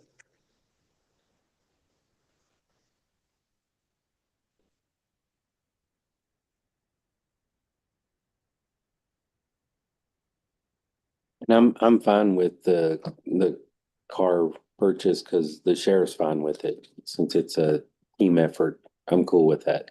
You just changing the decals. Yeah. Yeah. Yes.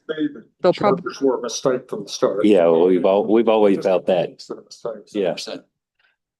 If it was any other vehicle, I'd say no. The SRO is going to start going on county roads. In this case, I'm fine with the vehicle. Yeah, I'm good with the vehicle. Okay. Do y'all want to wait till I can get both those prices, and or do y'all just want to approve the least, or the most, sorry, 80,000? We're not approving anything right now, but we'll add it to the budget. You can put 80,000 in your budget. Yeah. Right. Okay. We'll put that in your budget. Yeah. Okay. 10-2 that's in the equipment. Just get the one you want to go with, that exact amount in the budget. At the Yeah, next- I mean, it's gonna be the lesser amount, so it doesn't matter to me whether it comes from one or the other, just whatever the lesser amount will You be. go to co-ops, right? Say that one more time. You'll go to a co-op to get a prize, correct? Yes, so it'll be It'll be the same. It's under 100. No, we're still gonna pay the bid. What's our It'll be purchasing just the policy? same as, yeah, it'll just be the same as what the sheriff's office is doing. Just That's who because I'm getting they with to changed it, kind we of haven't line up. changed the purchasing policy. Okay, That's right. Yeah. Maybe we can buy 3, they'll give us a good deal. right. Okay, any other questions for Angelica? Angelica, do you have anything else for us? Nope, I think that's it. Thank y'all so much for your time and thank you for letting me speak. Oh, that's suspense. Letting you what? Letting me speak. Again. That was funny. That was Not doing any. Okay, thank you. All right, thank y'all. Bye-bye. Okay.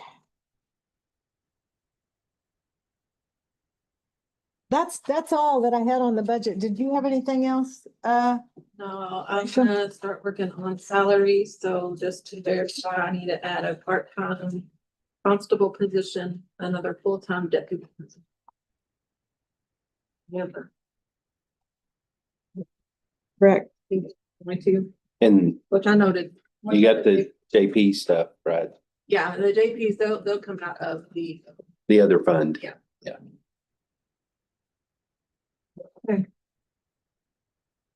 Oh, one, on the airport manager salary. I know that we're still looking for person, but according to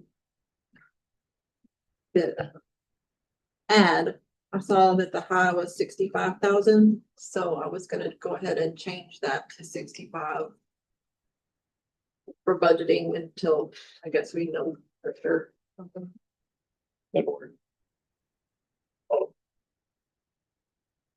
And what Ben and I talked about at the last budget workshop about putting money aside for some part-time road and bridge or interim road and bridge people, and then possibly interim road and bridge supervisor. Yeah, we probably need to discuss more about this. But as far as the part-time road and bridge, you're gonna have openings for quite a while. We don't need more money. What we need is have a line item to use some salary money for part-time until those positions get filled. So what do you say? Are you saying we're creating part-time Line item, so that you have something to bill it out for part-time. As far as, So you're gonna. yeah, part-time, we need part-time available later on, but that's not, no time soon. Do we need any money in that budget for that, for this year's budget? So you're gonna hire part-time people? Instead of full-time people? 50. I don't- We're gonna be short, We're getting the cart before the horse here, but, because we hadn't even talked about position yet, but, there's going to be some people leaving and maybe some part-time could fill in, but the money's gonna be budgeted for those people that we don't have replaced. It's already budgeted. Yeah. Oh, okay. It's just the people We're leaving. using it for some part-time until those full-times get filled. Why wouldn't we just hire when they leave? Why won't we have already ran ads for those positions and hired them? If we could have magic and make them appear, that'd be great, but then we're not gonna find out one immediately. We'd say post it like, November on all of them, because we already know they're leaving, they are retiring. And at least have it out there. It doesn't mean that y'all have to hire, but at least you have it out there for a couple of months. I mean, that would be like. We're looking for people that's trainable, that could do their job, not just warm bodies, so that doesn't mean they're gonna get hired automatic. Right, that would just give you time to get more applications.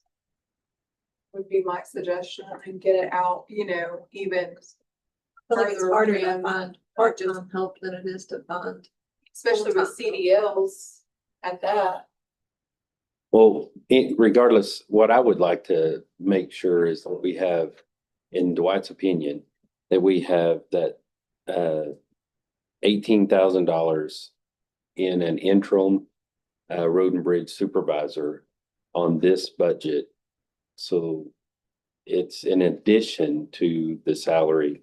Because if Dwayne stays till the end of December, I would like the court to start moving that in September 1st so that we can possibly hire a supervisor to be here 2 months before all the people leave. And how we did that in the past, we would just add additional into that. That's what I was thinking. Yeah. Yeah. And Amy did the math with the payroll, the benefits and all that, and it was 18,900 and If they started when, October 1? October 1. Have that breakout in the office. Yeah. We should. That's all of the payroll, tax, retirement, benefits, all that for 2 months. At 75, I think is what we did, right? So it's less than what, when they move into that supervisor position, it's just kind of a interim 90-day period kind of thing. And if they work out, 60 days. And if they work out 90, 60.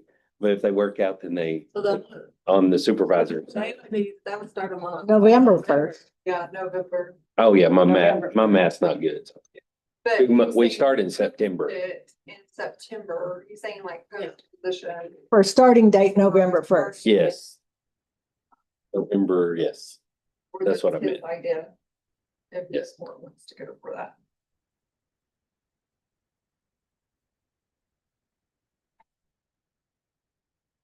Was that agreed upon? 18 now? Yeah, I had no clue. What most businesses do, if you know your guy's leaving, you bring your interim in. I mean, we've done it with Richard, we've done it with other people, other departments. I'm good with it.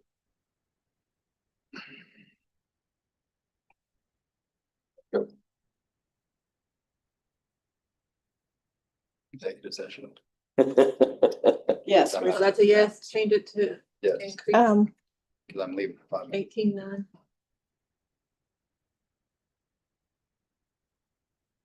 Sure, for now. Okay.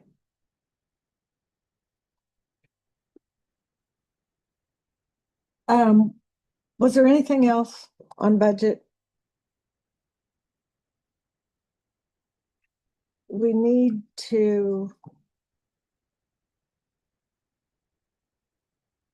address Nancy's request for a pay raise. We did not address that. Also the auto, I am making like the museum come to the courthouse to bring me the cash. So I don't know if there's something that we need to add some miles for them. They cannot put that in the satchel. Sometimes there's not cash, sometimes there is, but it really needs to be drove over here to me. And then also like, and I don't know if Felicia wanted to do that, also miles for the auditor, assist of driving. I don't know if she wants to add that to there. That would be. But that's something that needs to be addressed, and then the same with Nancy, and that's why she's requesting that auto for her. Just because she is going to 3 different locations, grabbing money and having to bring them to me every week. So this is a weekly thing. It's a weekly thing for them. And then auditing is, I don't know, however they're set up, but those are a few things that. What do most counties our size do? Do they pay people to go within the county to each They give other? them car allowances.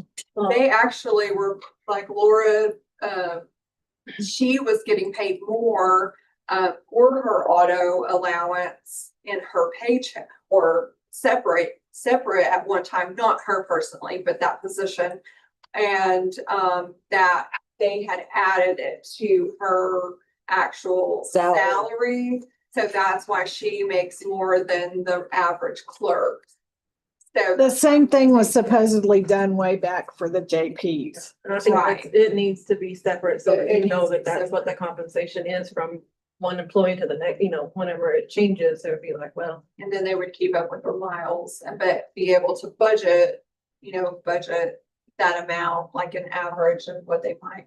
Most use. counties you can turn in like a mileage report, like for the month or what, a week, and they have to track how many miles and then it's just reimbursed at the reimbursement rate. Right. But with the, extension, instead of doing that and making them account for every mile, they just give them a vehicle allowance that covers their in-county,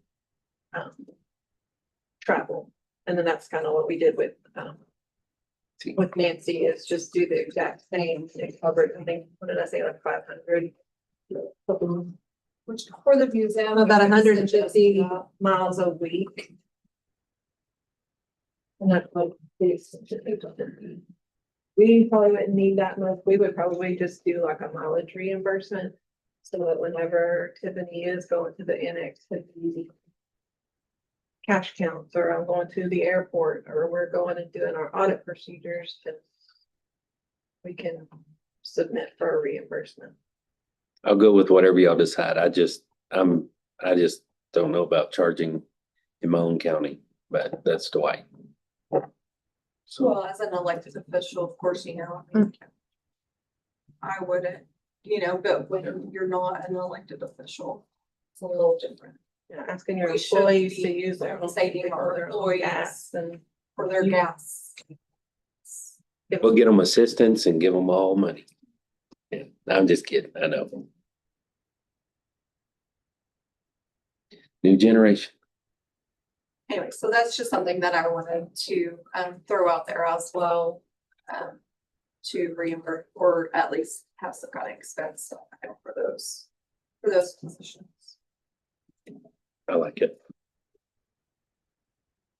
And I'm not gonna ask for it because I've got it in my travel budget if we decided we wanted to reimburse for our mileage. So they could just use their travel budget. I would think so, but. I mean, it needs to be might just be determined to- whether the commissioner's court's going to fund it. Right. Because right now mileage is just paid for out of county.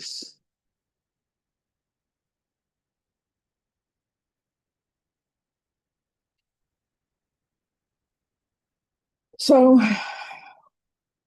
thoughts on that? And you're also gonna have like ones in Borger who are like, well, I've gotta go to the bank and I've gotta do, they're gonna. Yeah, it's such a big can of nickel and worms. dime. That's why I'm not really a fan of it. If you're in the Hudson County, just part of the job. Now, if you go to Amarillo or have to go to Pampa or Dumas, I get it, but Everybody has their. Yeah. Out of the county. yeah. But if you're in the county, that's what you signed up for, to serve the county. But again, that's my opinion. Not my belief, but my opinion.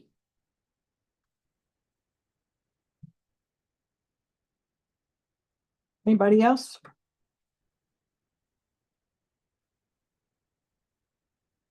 I just need to be told what to do. I'm okay with adding the raise to Nancy's. That's what the whole question was About at the beginning. 58. So I'm not they're- okay with the mileage thing. So I'm the complete opposite. Because now you're gonna have everybody that does extra come in and not saying that you don't work hard, but They already do.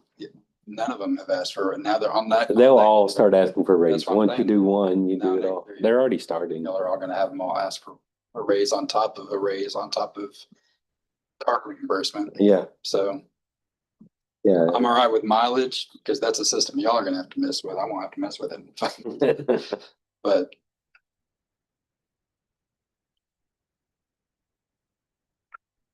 that'll be a system you'll have to fix on the mileage and the reimbursements, because that's gonna be a whole can of worms. But raises on top of the raises we're gonna give. Oh, well, if they get this raise, they don't get the other raise. We wrote that policy, right? Yeah, that policy we passed. So if they get a raise in this, like we decided, they don't get the raise. They get a car allowance, it's giving them a raise Yeah. basically on top of the rate. Right, that's why I'm not for the car allowance.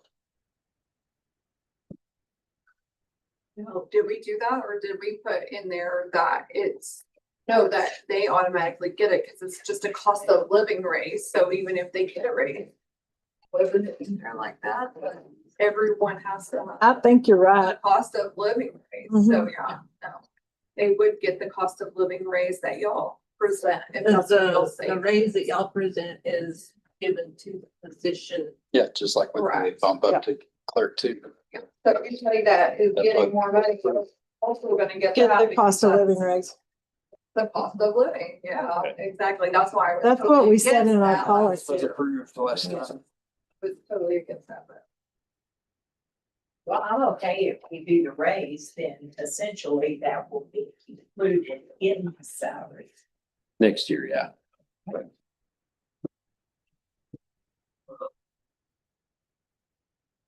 I'm not finished. I'm just putting my computer out. Didn't want y'all to think I was checking out. Like, Yeah. been here long enough. Oh, my computer just sitting there in my way. Um, I didn't have nothing, no reason to have it. so. Okay, two different subjects, the raise, yes or no? I'm good for that.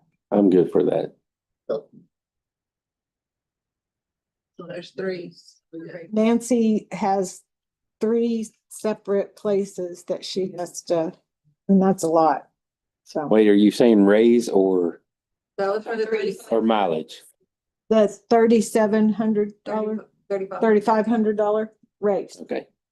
Yeah, I'm okay So I with had 3 that said yes.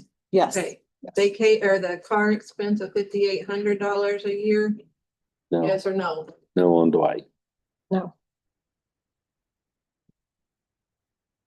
I got a head shake from Gary, so that's 3.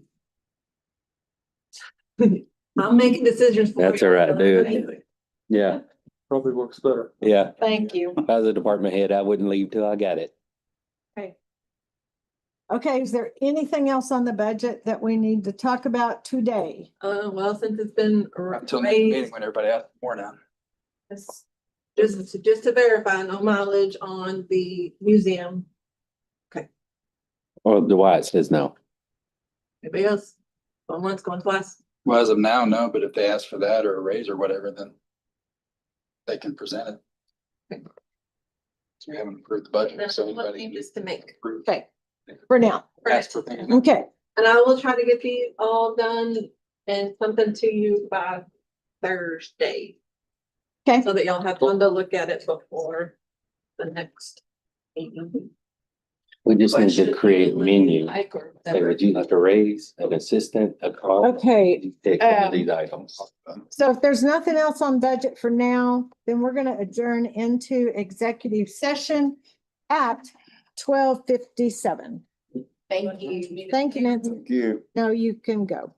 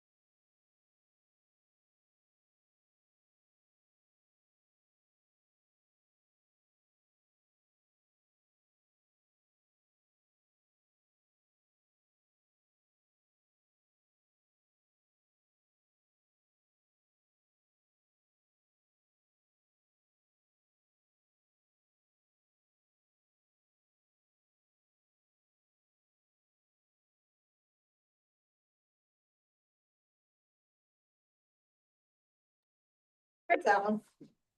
Oh, sorry. Hey, Ben, did you sign this? Yes. He did.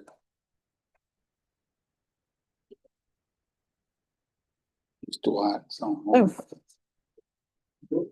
Sorry. Much room there, huh? No, Sorry. that's all right. Okay, are you on? We're on. Okay, we adjourned into executive session at 12:57 or went into executive session and out of executive session at 1:05. And no action. Back into regular. Yeah, regular Gotcha, session gotcha, gotcha. at 1:05. Yeah. Perfect. And no action. Okay. No action. All right. Yes, And and do I hear a motion to adjourn? Make a motion to adjourn. Do I hear a second? I'll second it. Okay, motion and second, all in favor? Note that two of our commissioners had to leave, yes. so. Meeting adjourned.